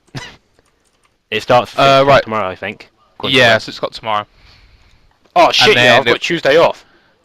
Damn And then, straight. Oh, So yeah. what? It starts off for Microsoft, I think, and then finishes with Sony at 2 o'clock, and they finish at 4. So we essentially have Microsoft, EA, Ubisoft, Sony, and then the following morning we have Nintendo Direct. So whatever Nintendo want to do. So yeah, Very little it's thing. like all the big reveals are going to get done in that like kind of first afternoon, and then afterwards it's just about seeing the gameplay demos and stuff and hearing about new games. I'm pretty sure most of the game reveals will happen at those press conferences. There's got to be a lot of games at those things to kind of sell those consoles, because they can't just do like they usually do, where they walk out, they talk about 2, 3 or 4 new games, and then just say, right, see you next year. They've got to sell the shit out of those things. Yeah. Because like Nintendo, one of Nintendo's like one of the reasons why I think they stumbled with the Wii U was because they just didn't announce enough games with that thing. So people are looking at it going like, I don't need to buy you yet, if I need to buy you at all. If Microsoft and PlayStation, Microsoft and Sony come out and just say like, here is like 15 games that are going to be there at launch window, and like 60% of these games are must plays, then even if they're not must-plays, if they kind of sell them as it is, then chances are the sales for over the Christmas holiday season will be better than what Nintendo got with the Wii U, because Nintendo's super underperformed, which is The thing is a that real shame. the Wii U's launch window was populated by re-releases of games a year old, half a year old. I think we're going to see a lot of cross-gen, like Assassin's Creed, Call of Duty coming out on both platforms. I think Destiny's also doing like a split gen, and that comes out like next year. Titanfall, Respawn's new game, I think that comes out on both Xbox One and 360. So we might see a lot of that kind of reason, like why would I buy a new console when I can just play the game on my current console? So I mean, in that respect, they've got to show that these new versions are that much better. They've got to show Watch Dogs on Xbox 360 and then show it on Xbox One, and then just you need to be blown away by the difference. Yeah, that would be cool. Well, what are you excited about for E3? I've said it before. I'll say it again a million times. I need Batman in my life, and so I'm really looking forward to seeing the first gameplay for Batman Arkham Origins. And like I said before, it's always the stuff that I don't know about that I'm always most excited about after E3 finishes. So yeah, it'd be really cool if they announced Fallout 4. That's the only game that kind of comes to mind. Like, it'd be really cool if someone talks about Prey 2, because that game seemed really cool last year, or was it last year? No, I think it was 2011 Was where that they the showed that Bethesda gameplay one? demo. Yeah, where it was you played like a bounty hunter in space. Yeah, it was kind of like and the new Total Recall film, but you're a bounty hunter. yeah, Blade Runner. I haven't. Yeah, Blade Runner. Yeah, and that apparently the entire everyone who was working on that has been taken off, and it's been given to the guys who made Dishonored, Arcane Studios.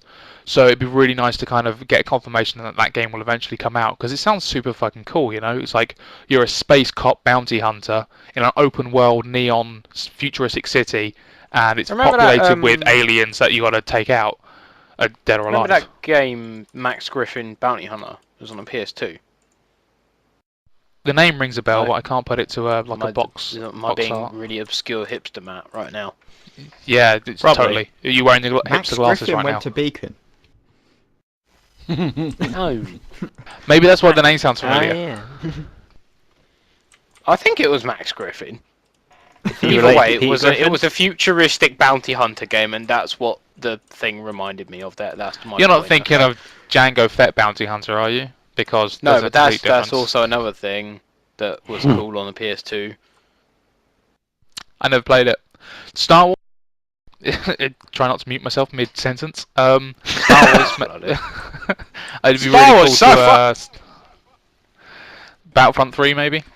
Just putting it out there, like, hey, maybe we'll make this one day. So Well, they maybe already were making it, weren't they? It's just they've it made. I kind of. think they've made it and stopped making it several times over, and now LucasArts don't exist anymore. It would just be nice to maybe get a good Star Wars game, because we haven't had one since Battlefront 2, pretty much. I have a little list here of like things that Microsoft confirmed about, like details on connectivity, licensing, and privacy features. We can talk about that. Yeah, it's really confusing, but we can talk about it. They came out on the Xbox News website on the 6th of June. I'm going to read this article on Eurogamer, which came out on 7th of June, because it just summarises the article and puts into bullet points. So, first, you do not own the games you buy, you license them. So that's like the same way you get operating systems. Like, you don't own, you buy a license for an operating system, or you buy a license for Microsoft Office. You don't actually like own them. This so to already speak. sounds like it's gonna make my butt hurt. You just get a license, like you have the license to be able to say, yeah, I'm allowed to use this. Which is maybe what we've kind of had all along in terms of the Okay. disc was the license, and we had the right to sell on that license. Maybe it's just kind of like the wording and that the Eurogamer are using. Well, I think because what it sounds like is like I think maybe like what we've had in the past is you need the disc to play, rather than you just put in the disc, activate the license, and then you're done. Because you think of like with an operating system, Microsoft Office, you put in the disk, you install it, then you put in your license key, and then you don't need that disk again. But in the past, for video games, we need to put in the disk and leave it in there. So there's a difference between those two things. So I'm thinking in the future you put your disk in, or it might even you might buy it digitally. But if you put the disk in, then Oh shit. you install it, and then have the license key, and then you don't need the disc anymore, and you have a license to play the game. And they go, yeah, you can play this game. Hey, that sounds like PC gaming 10 years ago. That does mean you need quite a lot of hard drive space, and I don't know how much hard drive space they have. They'll probably come with. Okay, so I was thinking about this 500. earlier, and yeah, the PlayStation 4 is already announced to be coming out with 500 gig, but it's got that DDR5 RAM in it, GDDR5 RAM in it. So Xbox, if they wanted to price match the PlayStation 4, they could probably maybe kick it up to like a terabyte. Plus, they've also got all that video and TV stuff going on. So maybe, and like you have to download the game to the hard drive. So if the PlayStation, I don't know how PlayStation 4 works, but if PlayStation 4 you still run it from the disc, maybe you won't need as much space on the PlayStation 4 as you will on the Xbox. Because you imagine how much it would suck if like you're hardcore into video games, try and get as much as you can, and like 2 or 3 years from now, your Xbox One is filled up with data, and so you've got to start deleting games from and losing the license to play games from your Xbox to play new games. That would be lame. And plus, as games get bigger, like and more complicated and just more awesome, they're going to get bigger, right? Which means you're going to have be able to fit less on there.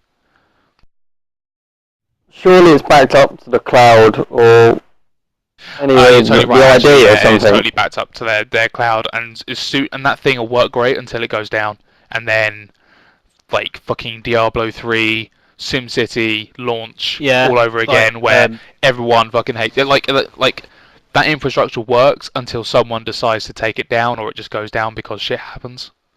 I'm gonna carry on with this list in a second because I just wanted to say like I heard this point in another podcast, and they're like, if they expect everyone to connect to the internet, then when the Xbox One launches, like a lot of people are gonna attack it because like if you're that type of person, if you're like the type of person that likes to bring things down, then this is a pretty big target. And I imagine it'd be a lot of fun for them to attack it, and I think it will go down. I think there'll be a lot of issues. Kind of like Sony with the PlayStation 3 when they had their security breach, and it went down for PlayStation Network went down for a month and a half, right before E3 actually.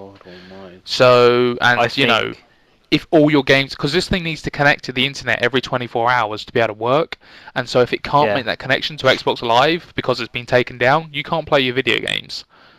Yeah.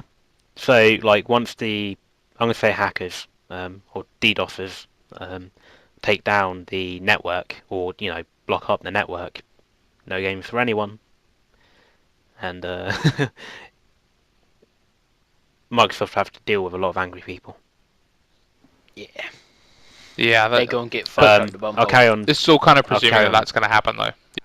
I'll carry on down the list. The second point is actually what I said, following the first point, is that discs are only used to install and then license games and do not imply ownership, which is what I said. This isn't what the press does. They put out a statement. This is just Eurogamer. It sounds like they're kind of being kind of cynical and a bit like snidey with like what they've taken from it. Like at no point does in the press release does it say like that you don't own the license. You don't own the game. It's just a license. It really feels like they're kind of being snickery. I don't mean to. No, they've just summarised it. It's like this hasn't changed. They've made it black and white. Just Microsoft, if anything, are gonna try and pretty up the language so you don't know that they're fucking you in the arse. no, I don't. I agree with that. You know, I've read it, and it is totally, written by PR people and lawyers, but it doesn't. From what I read, I didn't get nowhere did it kind of like say in any way that what Eurogamer is saying. It just kind of like Eurogamer are making assumptions from the press release, which is Microsoft's own fault, because they should have come out and just said, like, shouldn't have put out this PR lawyer thing that's really kind of and was not obscure, translucent. Does that word fit there? They should have come out and just directly said, like, look, here is what it is. This is what it's going to be. This is what it means. Like, that's it. Like, deal with it. But they've come out with this kind of like lawyer bullshit, and now that enables people on the internet again to speculate and to assume the worst. Because if there's one thing that the internet is really good at, it's assuming the worst and just getting worked up over nothing. Well, like, this point, I'm not.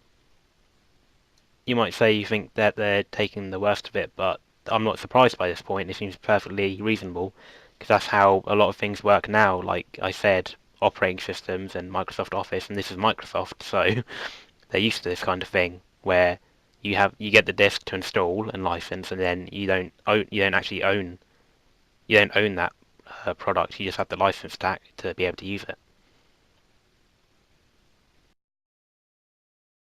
Okay, fine, whatever. The way that you're reading it as what they've written, it just sounds just a bit snidey and like as if it's trying to stir the flames. No, like what I Ben was think saying their aim is earlier in terms of just jumping on like anything that might be wrong and just like blowing it out of proportion. They are definitely on the negative side, but in these bullet points, they're trying to just reduce the word count, just so you can read it quickly. Next point. People can play games installed on your console whether you're logged in or not. Sounds cool. But we had this issue with like DLC. If like my brother bought it on his account and we're on the same Xbox, can I play it? Like, we've had Could it you? before. No. Well, half the time I could, and half the time I couldn't. That might be down to like the publisher is putting it out, like if it's tied to account or tied to the machine. I think that's kind of cool. Like, if say I'm not in a family, like a really interconnected family or whatever. Like, it's not people who anyone can play your games. It's like friends who have been on your friends list. You can give them your games, and then you can make 10 up to 10 people your like family, and then they can play from your shared games library. So like if my brother also owned an Xbox One, and I like tagged him as a family member, he could play my shared games, which is essentially the same as me taking the disc around to his and saying, "Hey, do you want to play this game?" Yeah. But yeah, the next point is that put formally, 10 people can be authorized to play these games on different Xbox One via the cloud, but not at the same time, similar to iTunes authorized devices. So you just can't. You have the other 9 people that have access to that game, but you can't. 2 of you can't play at the same time. Which is, that's slightly better than my point of me taking my disc around my brother's and him putting in and playing it, because I can play that game, he can play that game, but my sister can't. But if my brother comes off, then my sister can play the game. This is assuming that you're going to have 10 family members that own Xbox Ones. But so does that mean, let's say I have a game and I give you like a pass to it, and then I can play it at some point, and you can play it at some point, but we can't play it at the same time. But does that mean that isn't cleared up whether we can play at the same time? I think we might be able to. No, it definitely says can't be played at the same time, similar to iTunes authorized devices. Well, I think that's just multiple people. I think mentioned. the owner unit, I think the owner of the game can play it with up to 1 family member, but no more than 1. That was what I got from it. All right. Yeah, because I was thinking like how, because if it was only 1 person at a time, then like does the quote unquote owner get to decide who gets to play it? Like, how do you decide who gets to play it and when? Like, that'd be a bit complicated. Yeah, I think it's one Um, of those niche things where like how many how many families are out there that are like gonna be vying for control to play with whoever's Xbox account or whatever. Um, it's a weird little feature. I think it's kind of added in there just to kind of like take the sting away from some of yeah, the more bullshit stuff. yeah. Next point is it's a big one. Publishers decide whether you can trade in your games and may charge for this. So yeah, they're leaving it up to the publishers. That's Microsoft saying, we don't know. We'll let them decide. But I don't know, because it's kind of that's just to do with whether the publishers are okay with like their game not making their money, isn't it? Kind of thing. One of the things that I was picking up on from like people, the gaming press, was that the publishers will probably do like a 30-day thing where you can't trade the game in after 30 days, but after 30 days it's okay. So like, cool. It means to maximize sales in that first month, because that's what everyone's interested in. Like stockholders and stuff, to maximize the amount of sales on, let's say, Call of Duty. If you want to play Call of Duty in the first 30 days, you've got to buy it new. Then after 30 Yeah. days, you can trade it in, and you get money for it. That's how they'll probably do it. Yeah. I mean, it could I be think after that's- 30 days you can trade it in, but you can't get money for it if it's like a big title like Call of Duty. And if it's like smaller games that they don't give a shit about, then maybe you get a little bit of money for it. I imagine that'll be on a game by game basis. Maybe, I don't know. Yeah, they'll probably look at the price point of the games and then decide whether they can get more money out of it or not.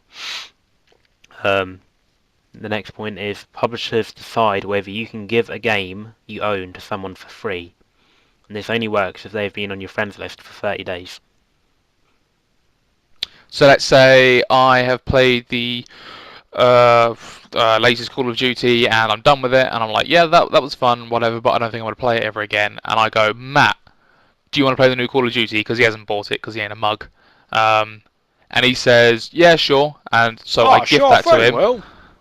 And then he now owns the license to that game, and like for free. Yeah. However, because he's a friend and he's been on my friends list for more than 30 days, the assumption will be that in the future, maybe once Matt's done with the game, he can then give me a game for free, which I think kind of creates a kind of cool economy. And we can kind of like be trading games between us. However, it only works once. Yeah, and again, it's up to the publishers whether they want to do it or not. And I guess maybe it's in their best That interest will not to happen with do Call of it Duty. because they want to make the most money out of it. Maybe And for the most- games like the way to single get player most money is focused for everyone games, to buy the game. they'll do that. Like you can trade, like if it's a Skyrim or something, like not as big as Skyrim, but like that kind of very single player based thing. Then maybe you can trade it. But if it's like multiplayer focused, then they're going to want to sell more copies because one, that'll make the game function. It'll mean that the game will function better, and two, you can it encourages you to be playing at the same time with your friends and stuff. Yeah. Next point, your account allows you to play the games you license on any console. So as long as you log in to the console, it's bound to your account, not the console. So, yeah, I can go play on your Xbox One and just access all of my games and sorted. That's fucking cool because it means you don't have So, to bring all your physical copies with you in your yeah, bag. you don't need to take a disc to your friend's house to play it with them. You just log into your account. That's cool. Which is what I do if I go to Matt's house anyway and I want to play with my Call of Duty account. I just log into my Xbox Live account and now I have my Call of Duty stuff.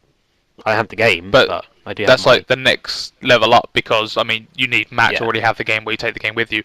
Now, like, you can go around to Matt's and be like, I bought this game, I want to show it to you.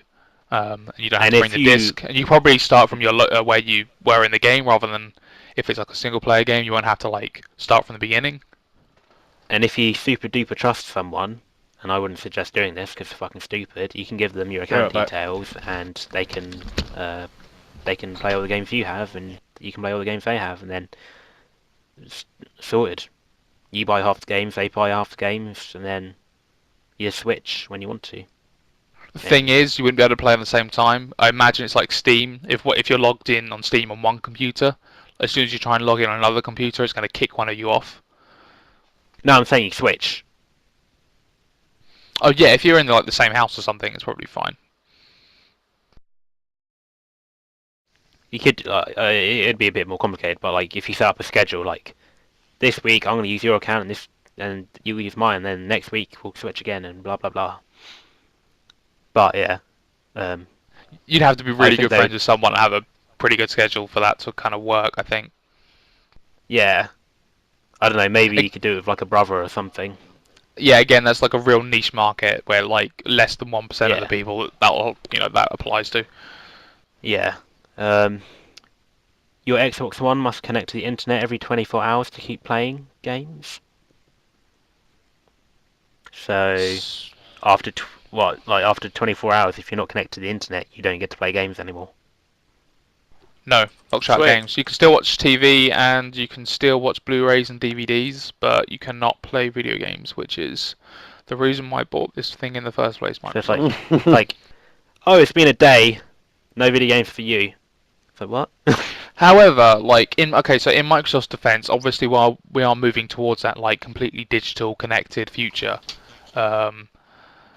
so this is kind of like that first like that little baby step towards that, and it's going to be kind of messy. I understand what they're doing, and like it makes sense because there's going to be teething problems, and if someone doesn't go, someone has to go first when it comes to this stuff. But why But every it day? just, it should be like a weekend. Be a Steam has I think 30 days. Yeah, a week I or mean, a weekly or a monthly thing, but daily, what is that? The problem with like week or month is that because then what you could do is you could buy a game, put it on your system, get the license on it, take your Xbox offline, and then play that game for a month. Go in, trade that game in, and play that game for free for a month without having to pay for it. So it makes sense to make it shorter rather than longer because that's how the new DRM works on the machine basically. But 24 hours is not a long time, and things happen. And one of the coolest things about video games is that if the internet's down, you can go and sit in and I don't know, play a Skyrim marathon on your Xbox or something, Yeah. I'm unwrapping a bag, Zach. Calm down, bruv. God. In your Fucking, bags. I ordered from Just Eat. Want it timed for 10:30, so like it doesn't come while we're doing this. And then who turns up at my door at 10 o'clock? Is it Santa Claus? Yep. Better be. We'll still be doing this in half an hour probably. Combining this point, your Xbox must connect to every 24 hours to keep playing games, and then going back to the third point, which is people can play games installed on your console whether you're logged in or not. Those two things don't comply very well. You'd have to modify the second point the people can play your games. You'd have to modify that to say, as long as you're logged in every 24 hours, people can play your games. Yeah, that actually, yeah. Maybe that's I just feel like- something that's kind of assumed, They were being pretty generous to themselves when they said that. That account needs to be verified every 24 hours for that shared library to be accessible. Yeah, people can play games installed on the console as long as the account is verified. But no, it says whether you're logged in or not, so it has no ties to your account. So is it the console that gets verified or the account? Don't know. Because the licenses are in your account, not your console. Shortened down version of the press release, that's apparently meant to make sense, still kind of doesn't make sense. That's how badly Microsoft fucked this up. That literally, I think that actually doesn't work. What they've said doesn't work. We'll find out at E3. Or we won't. We'll see. We probably get more mixed messages. Next point. When playing on another Xbox One with your account, this is reduced to 1 hour. Which means... What? What? So if I go yeah, exactly. If you come to my house, then you need to connect to the internet every 1 hour if you log into a secondary machine on your account. Yeah. So your account will be tied to a Jesus primary Christ. console, and then yeah, that's fucked up. So you can only you would have to ensure that the place that you're going I would have to make sure that you have a stable internet connection if I wanted to play at your house with my account. Yes, yes. I mean, for a lot of people, every 1 hour is still all of us here are connected every 1 hour. But still, I mean, that's pretty frequent. Imagine if it's like if your internet goes down on the 59th minute, you're like, fuck. And it goes down for like 2 minutes, and the Xbox just completely crashes and dies in red rings because that's an Xbox. You think they're making so many restrictions on it? They're trying to beef up security. And I think they're trying, like Will said. Did you say they're teasing because they're trying to start into this kind of new wave of internet connectivity? Yeah, exactly. That's. I mean, because that's exactly it's it. kind of the first step. What they're trying to do is get away with as much as they possibly can, and you can't blame someone for trying to get away with as much as they can. So I think they are going a little bit over the top, but they're like, let's just do it. In 10 years' time, no one will bat an eyelid when on the box of your TV it says has to be connected to the internet, has to be connected to a 3G or 4G network. It's just because it isn't in 10 years' time. This is now, 2013. Yeah. It's an issue. I think it'll be perfectly normal. Because it's a new bullet point. It stands out. But yeah, this is just someone has to go first. But on the thing is there's always resistance to change, which is what we're seeing here. But to reach if we develop a better system where internet connectivity can be used to enhance your experience, you'll get a lot better experiences out. Because if they didn't rely on an internet connection, then there would be things that they couldn't do. I can't say what those are because they haven't been developed yet. But if they can assume that everyone has a connection, which they will be able to, because if you don't have a connection, then you're not playing. Then with that assumption in place, there's things they can start doing for everyone that's on their console.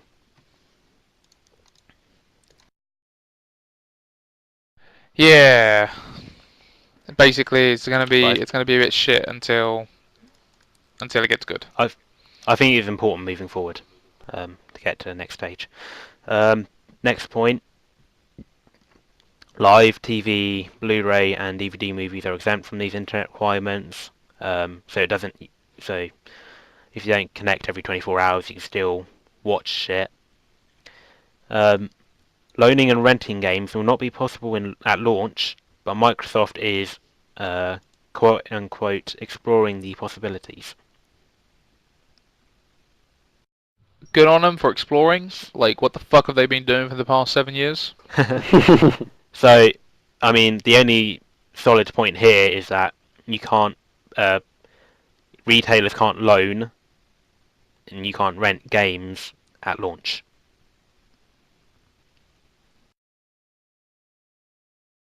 So, I don't know, maybe they'll do a 30 days thing. Maybe they'll just kind of go towards the Goodbye Alley? Yeah. Goodbye Alley. Maybe they'll just go towards the Netflix style of video gaming where you can rent a game. If you're subscribed to Xbox Gold, you can rent a game and play for the first hour of that said game for whatever 30 days or something. Maybe they'll push out the market for renting from Love Film or Blockbuster, but there will still be a way to rent games. Essentially, just glorified demos. Yeah, this is pushing out the old version of loaning and renting though. But if that game's been out for half a year, then you can still go rent it. Which is kind of the idea of renting is being pushed out anyway by Netflix and Hulu and YouTube. So that's nothing new. It's just it's new for video games, but it's not new. Coming to the video game. Yeah. Microsoft may change these policies or discontinue them at any point. I'm sure they're going to get changed a lot. I reckon like halfway through the Microsoft E3 conference, like they'll change, they'll flip flop on something halfway through. Like it's got to connect every 24 hours. Then someone walk on stage, whisper in his ear. They go, actually, now it's 48. Wait, no, you another know, message. as great as that would be, it would be like as great as that would be for us. Like it's going to be really super confusing if they keep changing their message. And I don't think they can afford to do that. They need to really kind of go with something and just stick with it and just for better or worse. You know, like how Nintendo stuck with Wii U. Yeah, That's a god awful hopefully- name, but if they changed it like midway through, then like no one would have known what the Nintendo Wii U was. Hopefully E3 will be like the point where they go, okay, this is what we're doing. Complain if you want to. We're not changing anything. But they Which really again need is to what- fucking they need to sort it That's out. what the Microsoft Xbox One reveal should have been, right? That's what it should. It's like this is the bullet point. This is what the new console is going to be. Stay tuned for E3 where we're going to show video games. But like now they've got to spend E3 instead of talking about TV and TV and Skype. They're now got to spend it explaining like what the policies and procedures are of their new console, which is like on one on one side it's great because we'll get to finally know what the fuck this thing's about. On the other, it sucks because we're going to miss out on on games. So ironically, Microsoft took the piss out of Sony for not showing a console, but actually, all we really got from the conference, from Xbox's conference, is a look at the console, and not much else. TV. How many more points we got left? I think what we've actually seen is like a lack of communication skills within the Xbox like division of Microsoft, because there's obviously been poor communication between like the tech guys and the PR guys, like 'cause they've been saying different shit. So that's what we're actually seeing. I'm worried that it was more a case of That's what's causing the like, problems. the PR guys just didn't know, and they just kind of started talking about what they kind of knew.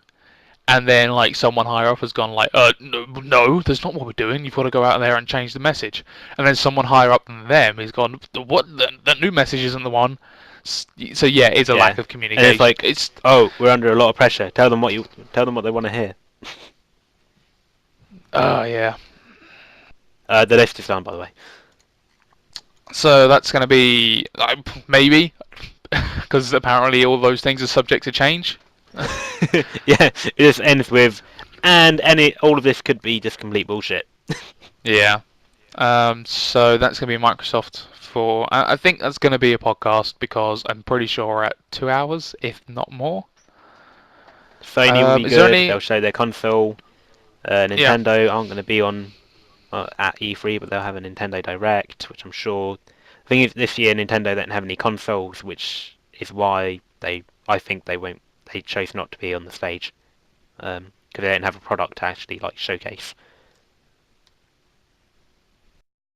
And we'll get Battlefield 4 multiplayer, I'm sure. I was going to say, that's another thing I'm looking forward to is maybe seeing naval combat from Battlefield 4. Oh yeah.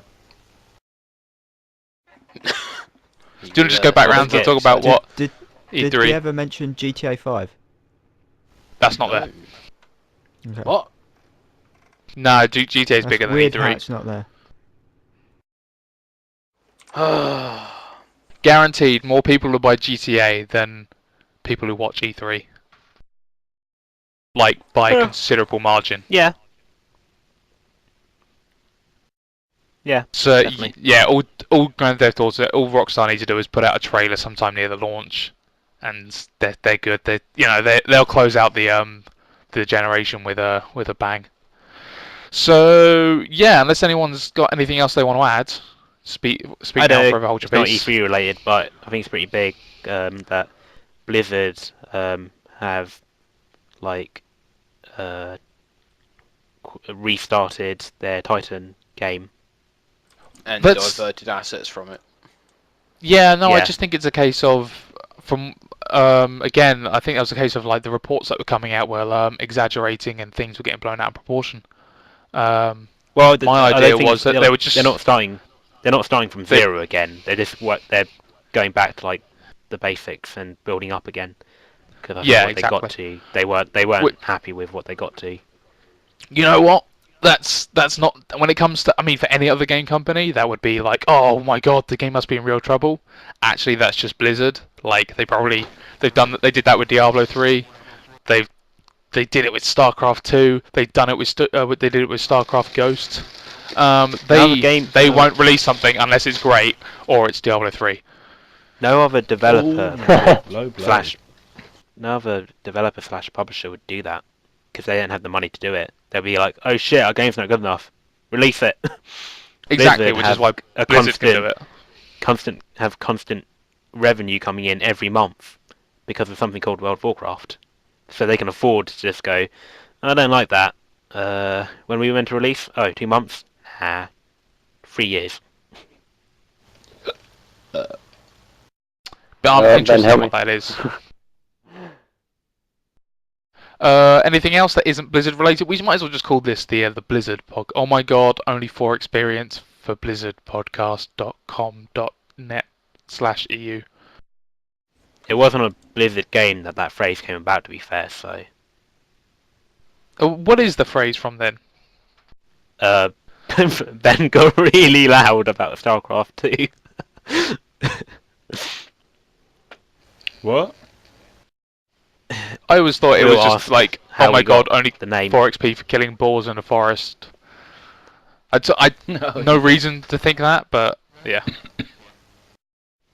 Ben had, in StarCraft 2, he had 4 XP left to level up. Which is where it came from. Okay. So yes. Stop the podcast, by the way. Is that it? All right. So thank you, Ali, Ben, Ryan, Swagger Thor, Zach, for sitting on me with me on this thing. Don't sit on me because that's kind of fucking gay. And we'll get you next week. This time next week, E3 will be over. We would have all seen the Man of Steel and be blown away by Superman, and also I will be neck deep in The Last of Us. Ciao.